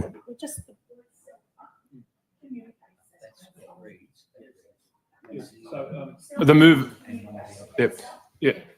So unless, look, that's I think that addresses the issues. We don't need to move into confidential. Mr. Chair, just for the record, it's just been brought to my attention that it's the mayor, CEO or alternate officer, which means one of the staff, not another councillor, that the invitation was extended to. Is that correct? Yeah. Oh, sorry. If you don't mind, if you can refer it to... Refer to the CEO. One other person is either the CEO. Through the CEO, that the way I read that is it says the CEO, councillor or alternate, which is one other person. Yeah. Just for clarification. Can I just pause it there? What appears now to be happening is that there is debate and discussion about the foreshadowed motion. Correct. And from Councillor Carnib's comments and suggestions, it would appear that any proposal of another councillor accompanying the mayor is going to be removed. I think they're just trying to work out CEO or alternative officer, is that a member of staff, which was one of my questions originally. And then it seems that they're discussing what actually is the fourth component. Any councillor that wishes to attend can do so, but they pay for it themselves. Correct. And that's ultimately what was passed. Correct. If that is what is going to be debated and put to the council, no matter of work health and safety arises, does it? But correct, but that's not the motion that was on the screen. That was to be debated at the time we were No. talking about closed session. Just taking us away Yeah. along the meeting. So this is what's occurring now and of the debate. And it seems that the debate is headed towards the form of resolution that was actually Correct. passed. Yes. And as Councillor Carnib commented, if you accept these amendments and massaging of it, work health and safety doesn't arise and we don't have to go into closed session. Well, there was nothing in that. I'm not sure why Councillor Carney continued to talk about closed session because there was no need for that. Correct. But the way it progressed, in the way that Councillor Carnib identified and assisted in progressing, it did remove any possible work health and safety matter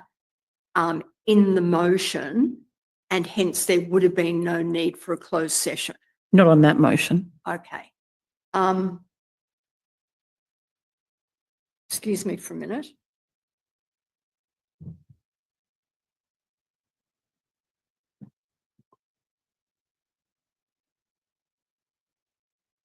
Excuse me for a minute.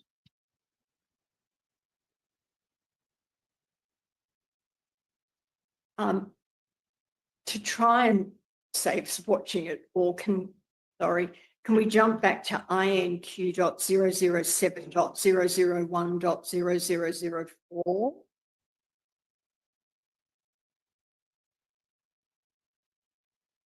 We'll return to that, sorry.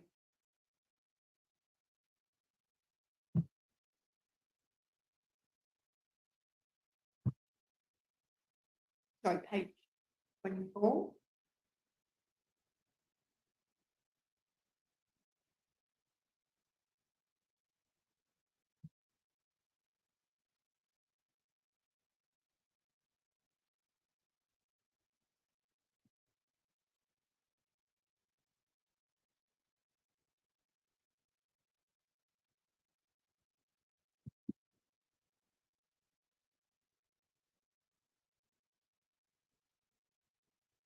If you just go to the bottom of the next page, the page before 23.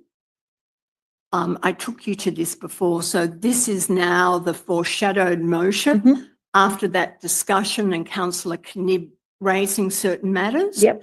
That's the foreshadowed motion. If we go to the top of page 24, that's passed. Correct. Then jumping ahead, there's a recess.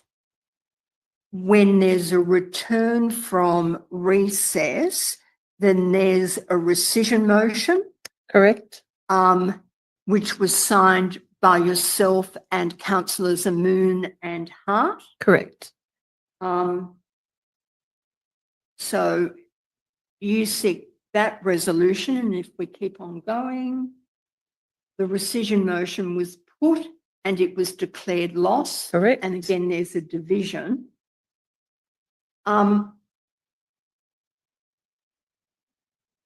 The motion that was passed, why did you want it rescinded? It made, I voted against that motion because it made no sense, and I wanted it rescinded so that we could put the original motion again. But the original, putting to one side point 4, in substance, the original motion's there. Yes. Yeah, the original motion is.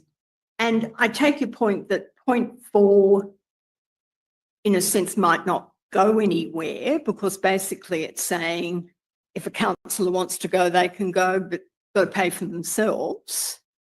Correct? Correct. That's unnecessary. Yes. But at the end of the day, it doesn't commit the council. It doesn't commit any councillors.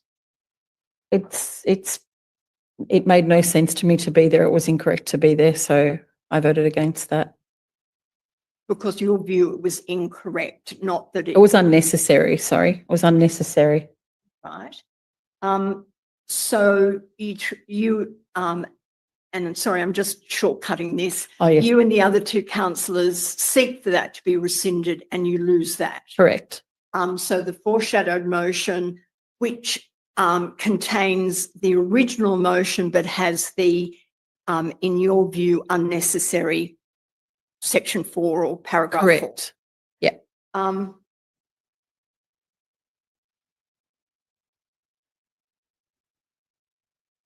And the foreshadowed motion, the matters that you considered objectionable to the first foreshadowed motion, which I don't have a copy of some concept of the Mayor and Councillor Rostevsky travelling together has been removed. Correct. It's the Mayor going and in substance being paid for by the conference organisers. Correct. CEO or some other staff member goes and Correct. arrangements will be made to pay for them. And then if any other councillor wants to go, they can do so, pay for themselves. No requirement that they be on the same flight as the Mayor and if we assume it's the CEO, same hotel, anything like that. Correct. Okay.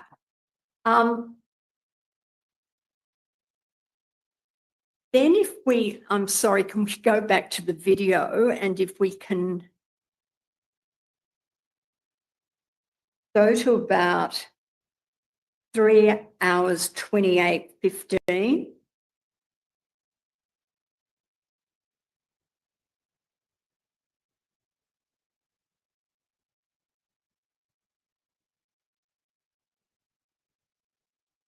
Two, 4, 5, 6. So the motion is lost. The rescission motion is lost. And we continue. Mr.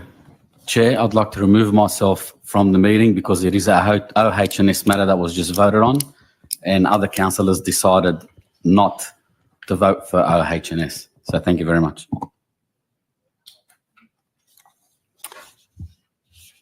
So what do you intend to do? Intend to leave the meeting? How many councillors intend to leave the meeting?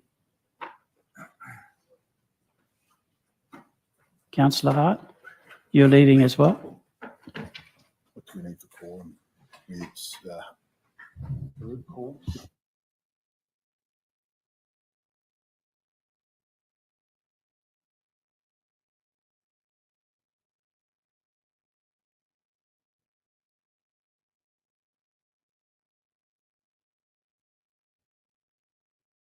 Was that Councillor Moon? Yes.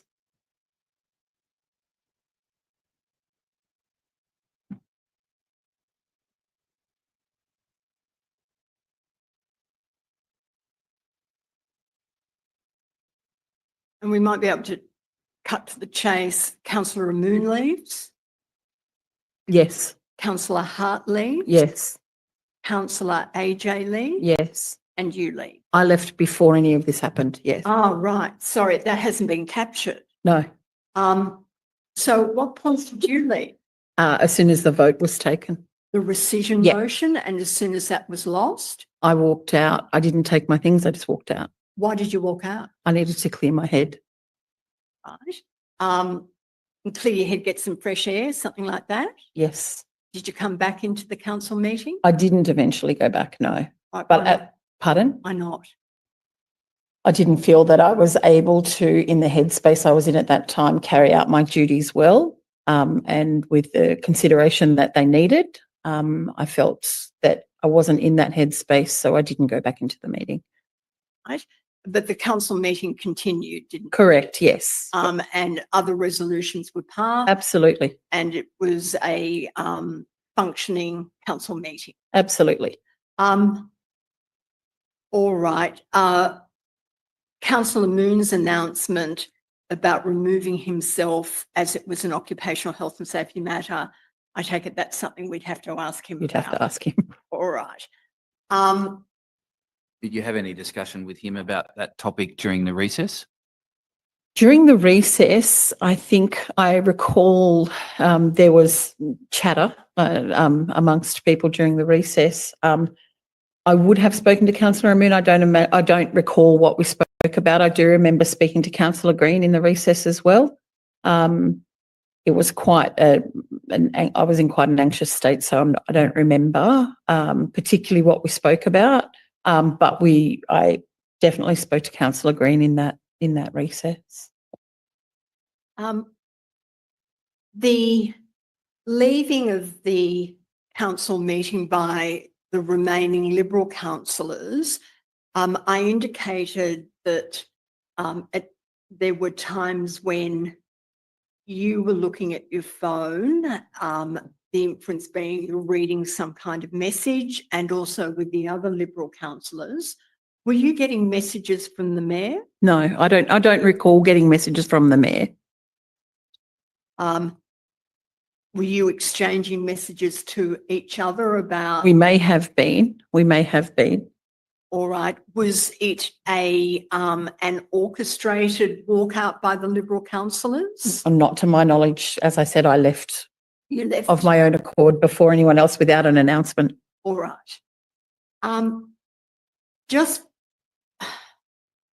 Just before we leave this, can I ask you, and this is just a general question, the procedure at the meeting, it appeared to be a wee bit chaotic, as in there would be a motion and then somebody would speak and we don't quite know whether the person's speaking in favour or amending and I think Councillor Monaghan at one stage says, is this an amendment or a foreshadowed motion?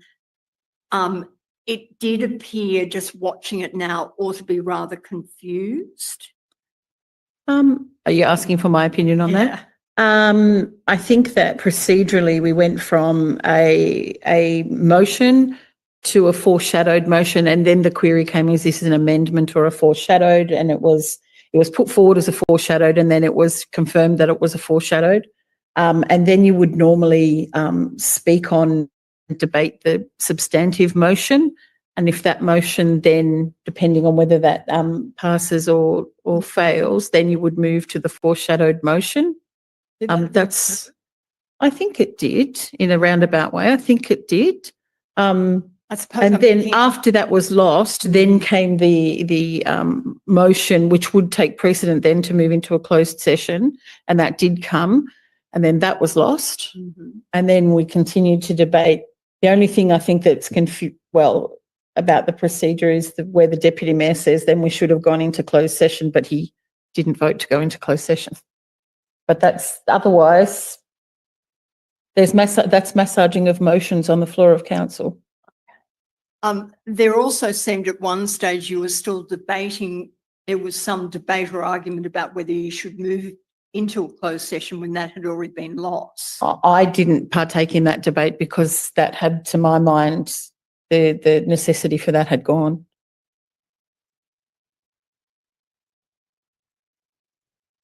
The massaging of the, as you've just picking up on the word you used, of the foreshadowed motion was really an amendment to it, wasn't it? Yeah, I think it was. And I think that was amending the foreshadowed motion as it went through. Because I note that Councillor Carnib continually says if the mover and seconder are happy with that. So he appears to be making changes, suggesting changes that the mover and seconder need to agree to. And some people spoke on that issue multiple times, and there was back and forth and things like that. Did you see that? In this portion of it, yes. Does that happen frequently? Not like that. No. Normally we have two speakers for and two speakers against. However, the mayor does allow people to speak you know, and hasn't in the past been hard and fast on 2 for and 2 against if there is someone else who particularly wants to have a say. Although we all know that after 2 for and 2 against, you can put that the motion be put. What about people speaking multiple times on the same issue? Does that happen? Not normally, no, that doesn't normally happen. If you can just excuse. Yeah, anytime you want some more water, just I always want more water. not a problem.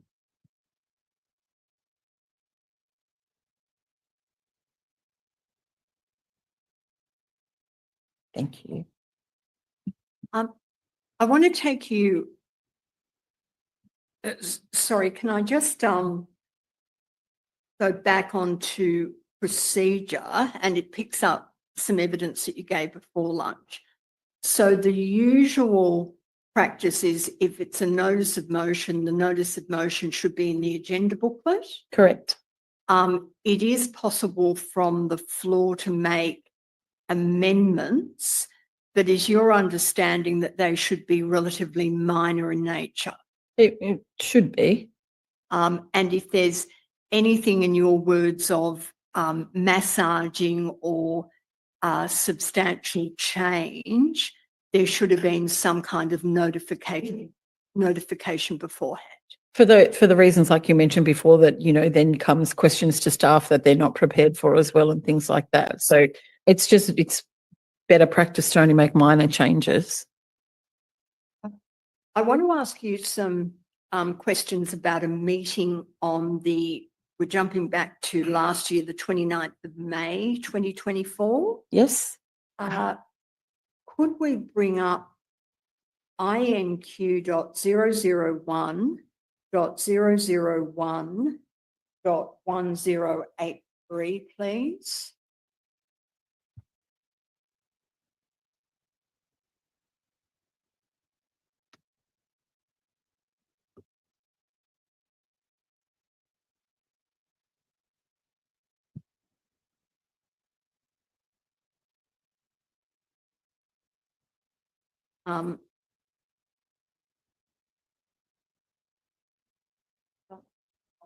Yes, please.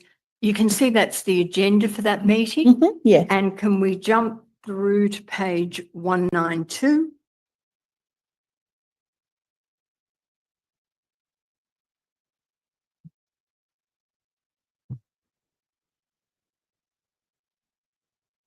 This is the draft principal planning proposal looking at a new LEP for Liverpool. And can see under it starts with the executive summary, which gives you some background. And if we go through to page 194,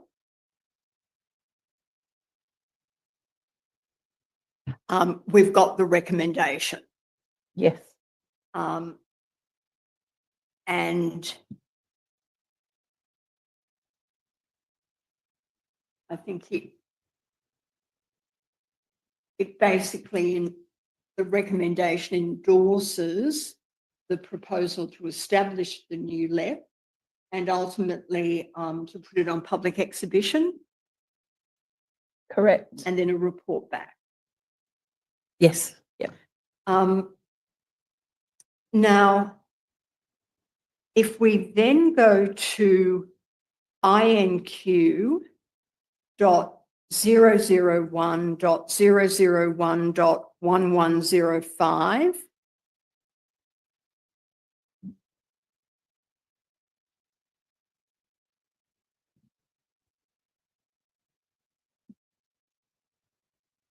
yes, please.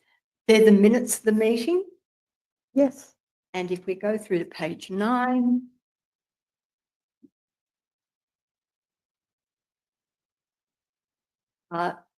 that is the council decision. But what I want to draw your attention to is paragraph 7. And maybe if we can move, you can see that's got make the following changes, amendments before issuing to the Department of Planning, Housing and Infrastructure. And you've got A, B, C and D. Yes. And then you've got paragraphs 8, 9, 10, 11, 12 and 13. Yes. They weren't in the proposed motion. They were additions made during the council, put forward during the council meeting, Correct. and indeed were put forward by you Correct. from the floor of the council. Yes, correct. And from our viewing, and I don't want to play the video if I can avoid it, our viewing of the council meeting, they are changes that you make and suggest, but no notice has been given to at least some of the councillors. That's Is potentially that fair correct. enough? That's fair. Yes. And again, I don't want to play it, but it does appear that the mayor knows, or at least was aware of what changes you were going to make. I would suggest that he probably was, and Councillor Rhodes as well, who seconded this, or she seconded the motion.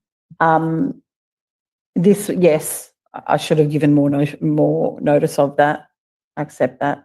All right, because it would appear that the other councillors, I'll say some of the other councillors, and in particular the Labor councillors, had no knowledge of these changes were about to be made or proposed and ultimately voted upon. And some of these were discussed in a briefing session, but in fairness, I can't recall if everybody was at that briefing session.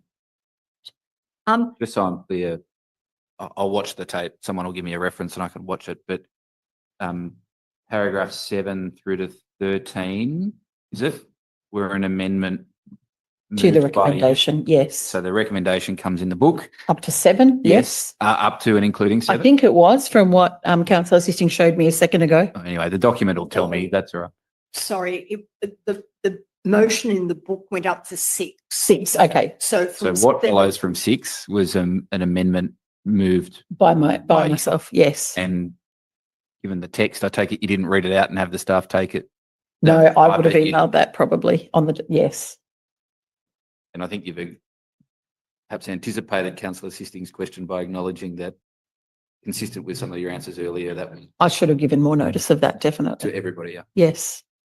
And again, this is just an impression that I think we made. Some of the amendments seem to be raising aspects within the proposed, for example, identifying, have you got 9 up there? Yeah. Certain areas as possible gateway sites. Correct. Which is included in the LEP. If something's a possible gateway site, that has the potential to increase the value of the property in the gateway section. My understanding of this is that these are the entranceways to the city, to the CBD.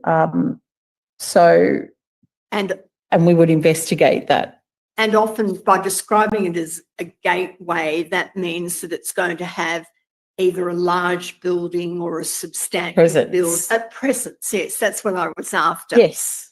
Which again has got the potential to increase the value of that property. Potentially it would. I'm just wondering where in paragraph 9 you identified the possible gateway sites with some precisions. You know, for example, you're talking about the Hume Highway at Warwick Farm or Elizabeth Drive from Flowerdale Road to Hume Highway.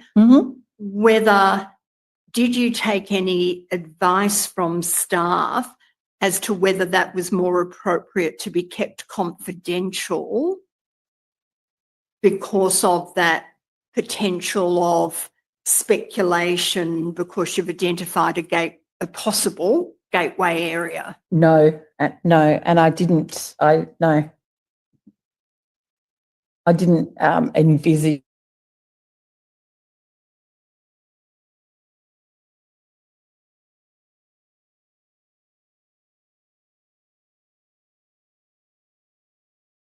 fair to say it does appear from the tape that the mayor knows that it's coming and has seen it? And also, I think you said Councillor Rhodes. I imagine, I don't recall, but she seconded the motion. So I can't recall if she would have seen it beforehand or not. I don't know.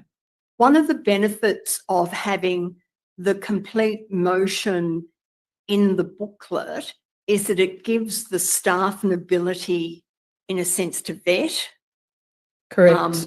And when I say vet, to raise any possible difficulties or problems or breach of confidentiality that could arise.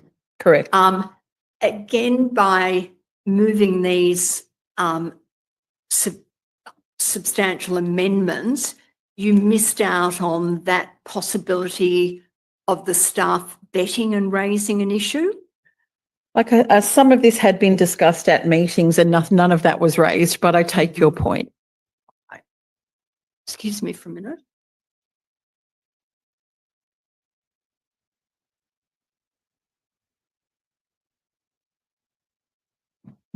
Can you excuse me for a second? Yes.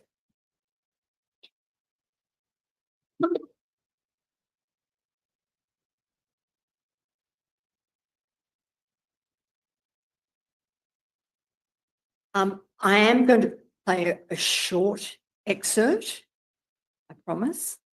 Oh, is that it?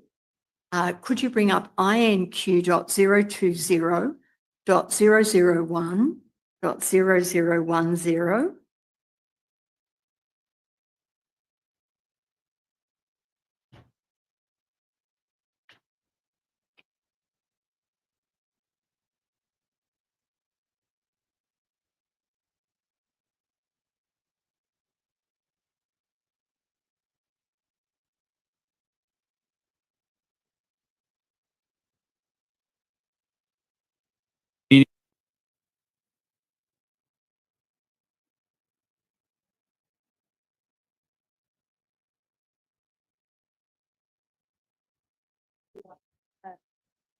Yes, please.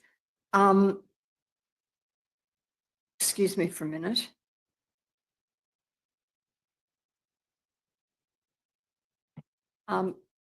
If we just, for a very short time, go to 25 minutes and 3 seconds.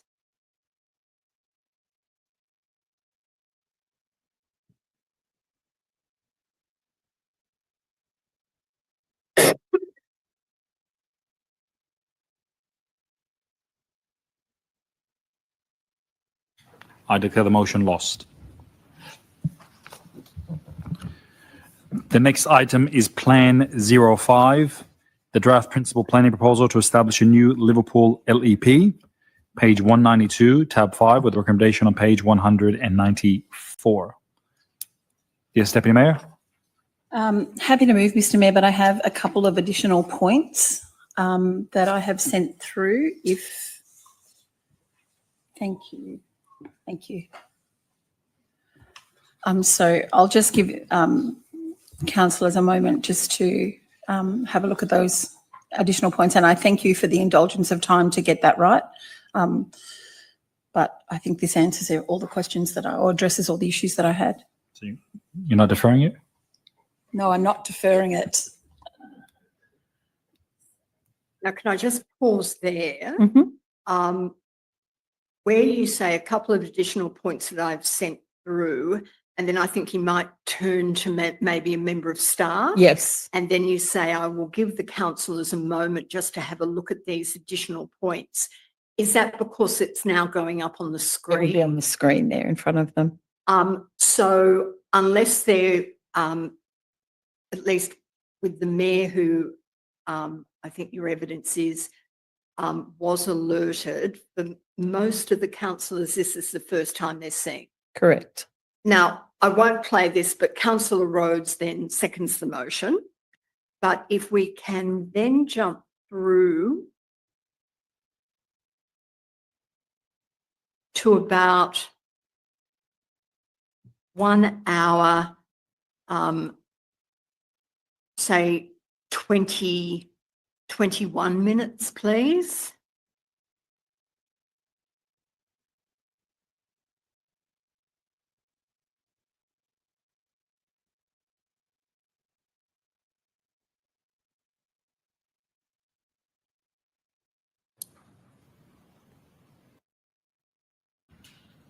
As per the recommendation.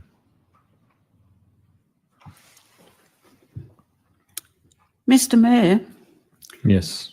I think That's Councillor Rhodes who's just spoken. Right. thank you for all these great and tremendous contributions that you're making, and but I wonder if it is better for council, so that we can fully consider what you're saying and understand exactly what you're saying, that we approve the LEP even as it is and take these as your suggestions for amendments to be considered when the consultation period is over. That way we'd have time for you to present it all and show us exactly what you mean, because I'm sure it makes perfect sense at the next governance committee meeting. I'm not prepared to put this out and go to the community of Grove Street that we're going to be, we're supporting that what is open space at the moment to them, that we want to make it residential, and then upset them and create anxiety for them and for the community when it's evident. So it's. But wouldn't we just explain that? Yes, we do have amendments that we're waiting for it to come back. No, That's not feasible. I wouldn't think so. I think we're just creating angst for no reason. That we can immediately calm that angst and say, we've already picked that up and we're going to make that amendment before it goes to Gateway. I'm just... No, it wouldn't be. This is because what you're saying is do it post Gateway.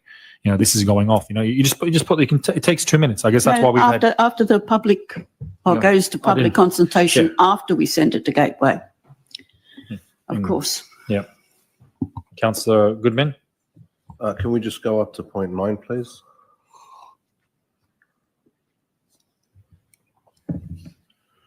For point 9, change the northern boundary to Memorial Avenue, southern boundary to Charles Street in Amendment 52, and further investigate any additional sites within the city centre.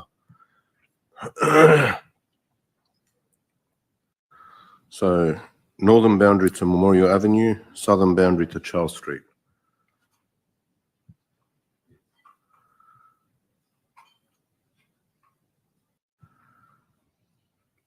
Deputy Mayor. Just for clarity as the mover, so the northern boundary to Memorial Avenue, southern boundary to Charles Street of Amendment 52 boundaries, is that what you're... Okay, thank you. Are you happy with that? Second, are happy with that? Well, we'll go through all that. I think I am the seconder of this motion. I didn't expect this many changes to be made, and considering how much work we've done on this and how much time we've dedicated this, you know, we had ample time to do all this, and I just find it distressing that we're trying to do it now and trying to understand these very, very important points that we're saying. So I don't know if we actually had opportunity. We had opportunities at the previous council meeting when this was deferred, like during governance meeting. Yeah, but you know that's when it was to be discussed, and it would have been really great had we have been able to have all these great suggestions that, you know, I haven't thought of, but you know, I feel like we're doing it on the run again. I don't know what we could do. I take your point, but we don't want to put things in there that we're not supporting. Would you prefer then we defer it and deal with it next month, or have an extraordinary meeting? No, we cannot defer it any longer. I think that was made clear to us, wasn't it? I think it's about making sure it's correct versus just sending it off, because we could have done that 3-4 months ago when it first came to us. Yes, but we've had 3 or 4 months from when it first came to us to make all these alterations. No, we didn't, because we didn't have. A council can't make a change. It has to be considered by the governance committee. We've had this how many times? Anyway, I don't want to argue. It was just a suggestion. I think that this is. I'm very comfortable if you want to defer it, if you want to have an extra meeting in 2 weeks' time. I will not defer this motion. We did it last meeting. And here we are again. You know, I think that I can agree with everything in here, but I cannot swear my word to it that I fully understand everything that is going on. I've got to be perfectly honest with you.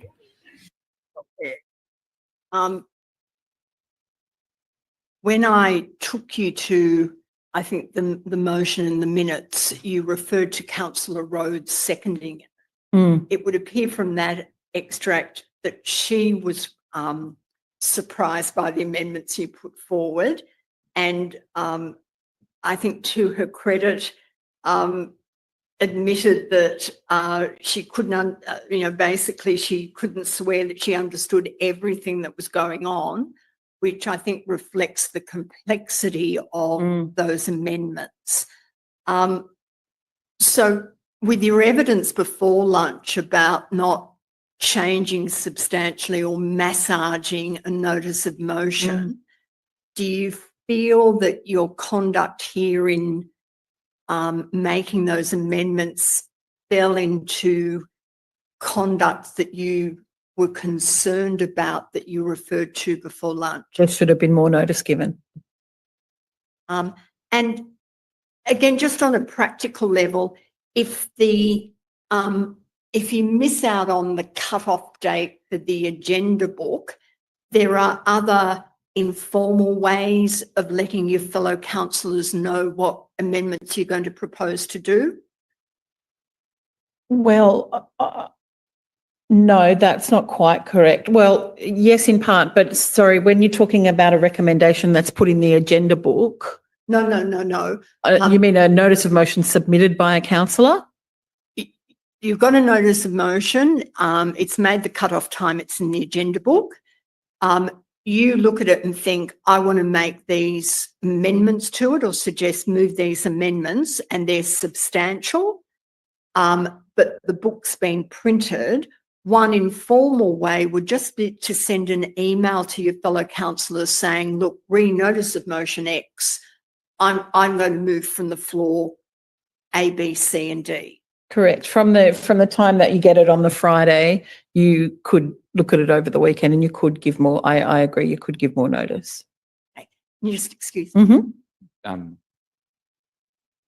If you don't recall, this was over 12 months ago, that's perfectly fine. But in addition to your amendments, was there some, picking up on that word, massaging, even of your amendments going on? I actually don't recall. I mean, I haven't watched back this meeting, so I don't recall, but there could have been once one person makes an amendment, some other people could.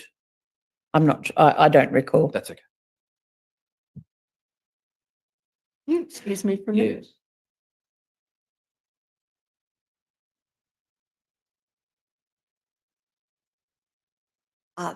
They're my questions. Can I just ask you a couple of things? There was recently a CEO policy. The title escapes me, but do you know what I'm talking about? It came to council not that long ago. Yes. Do you know what the genesis of that policy was, why it was developed? I don't know why it was. I don't think we had one prior. We would use the Office of Local Government recommendations before. I think it was in the spirit of good governance to have a policy around it, but we had always followed the OLG guidelines, apart from trying to have everybody on the panel. You might have heard or read the evidence of Mr. Breton and Mr. Nadan. Both of them have expressed to me that instability in management, in particular CEO and the executive leadership team, is a risk to the organisation. Did you see or read the evidence of that kind? Oh, probably. Yes, I've heard conversation like that. Do you agree with that sentiment, that instability within the senior management of the organisation can present a risk to the organisation going forward? It could, yes. Did you hear Mr. Breton use the term council within a council? I did hear him say that. And in particular, I think he was referring to the previous term where, as I understood his evidence, things of the kind that you've been taken to this morning, where it appeared from the floor that certain councillors had knowledge that something was going to happen and others didn't, which led to concerns being raised.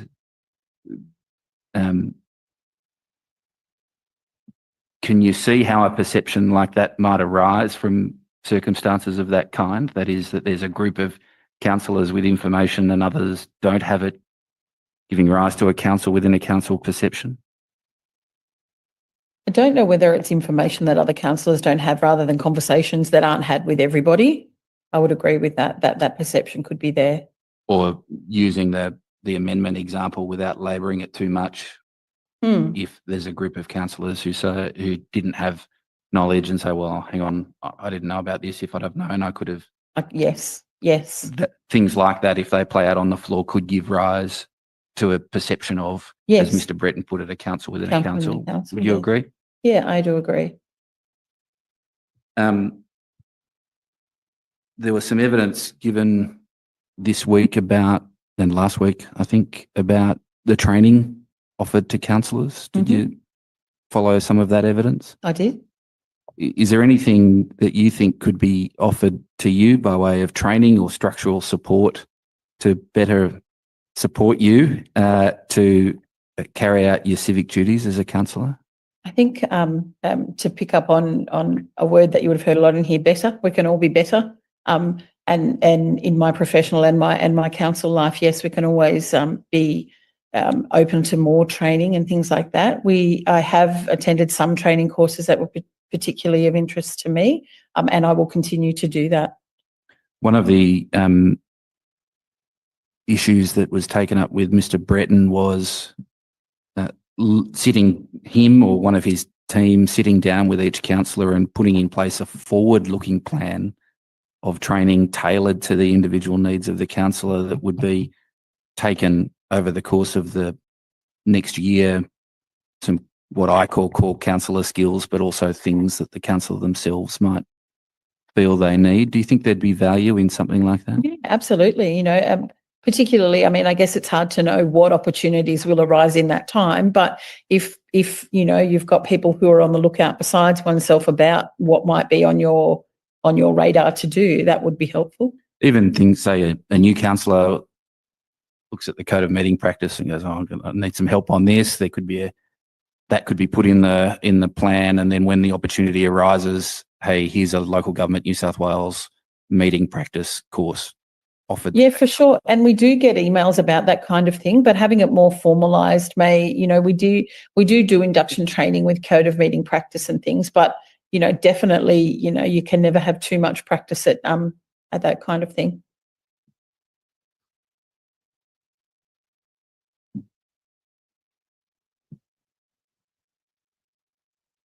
Yes. All right. Does anyone seek to ask any questions of the councillor? No? Commissioner, I have about 20 minutes for Macnaught. Does anyone else?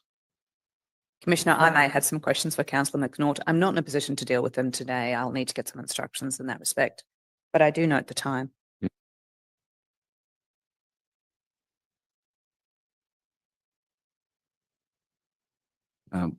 What am I being asked to do? Come back another day or sit on as long as we can?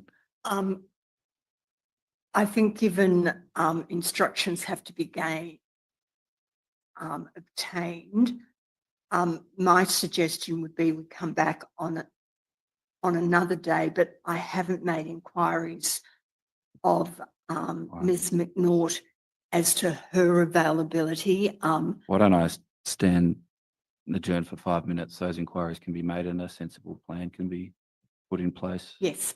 And someone will let me know when you're ready. All right. Thank you.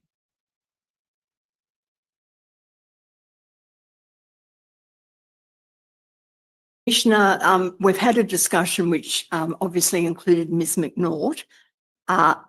Given the nature of her work, yes, to come back tomorrow morning at 10 o'clock where appointments and patients have already been scheduled is problematic. Right. We are obviously looking at another tranche of evidence, roughly put at the moment in round October, November. From Ms. McNaught's perspective, it would be better if she could come back during that second tranche, and we will try and accommodate a Tuesday when she's not working, or at least give her a week's notice to accommodate patient appointments. Yes, well, primarily if it can be a Tuesday, it should be a Tuesday. All right. Well, we'll see you again. Thank you. Hopefully in the not too distant future, from our perspective at least. And I thank you for your attendance and your assistance today. I'm most grateful. Feel free to go. Is Thank you. there anything else to do this afternoon? No, we'll have, I think it's Councillor Betty Green tomorrow morning. On future dates, venue is a challenge for us, I know. Those taken inquiries being made. Ms. Annywell turned at me, so I assume venue is still up in the air. All right. That will have to be it, though. Can't list a further tranche after that. Evidence. Yes. The inquiry needs to come to it for a variety of reasons, including that it's hanging over the council and other people, and there's a public cost. So as soon as those arrangements can be finalised, I'd be grateful. And moving forward, to keep in mind that those will be the dates, and there won't be any, save for that loaded phrase, exceptional circumstance, additional dates after that for evidence. All right. Thank you, everybody. I'll adjourn until 10 a.m. tomorrow.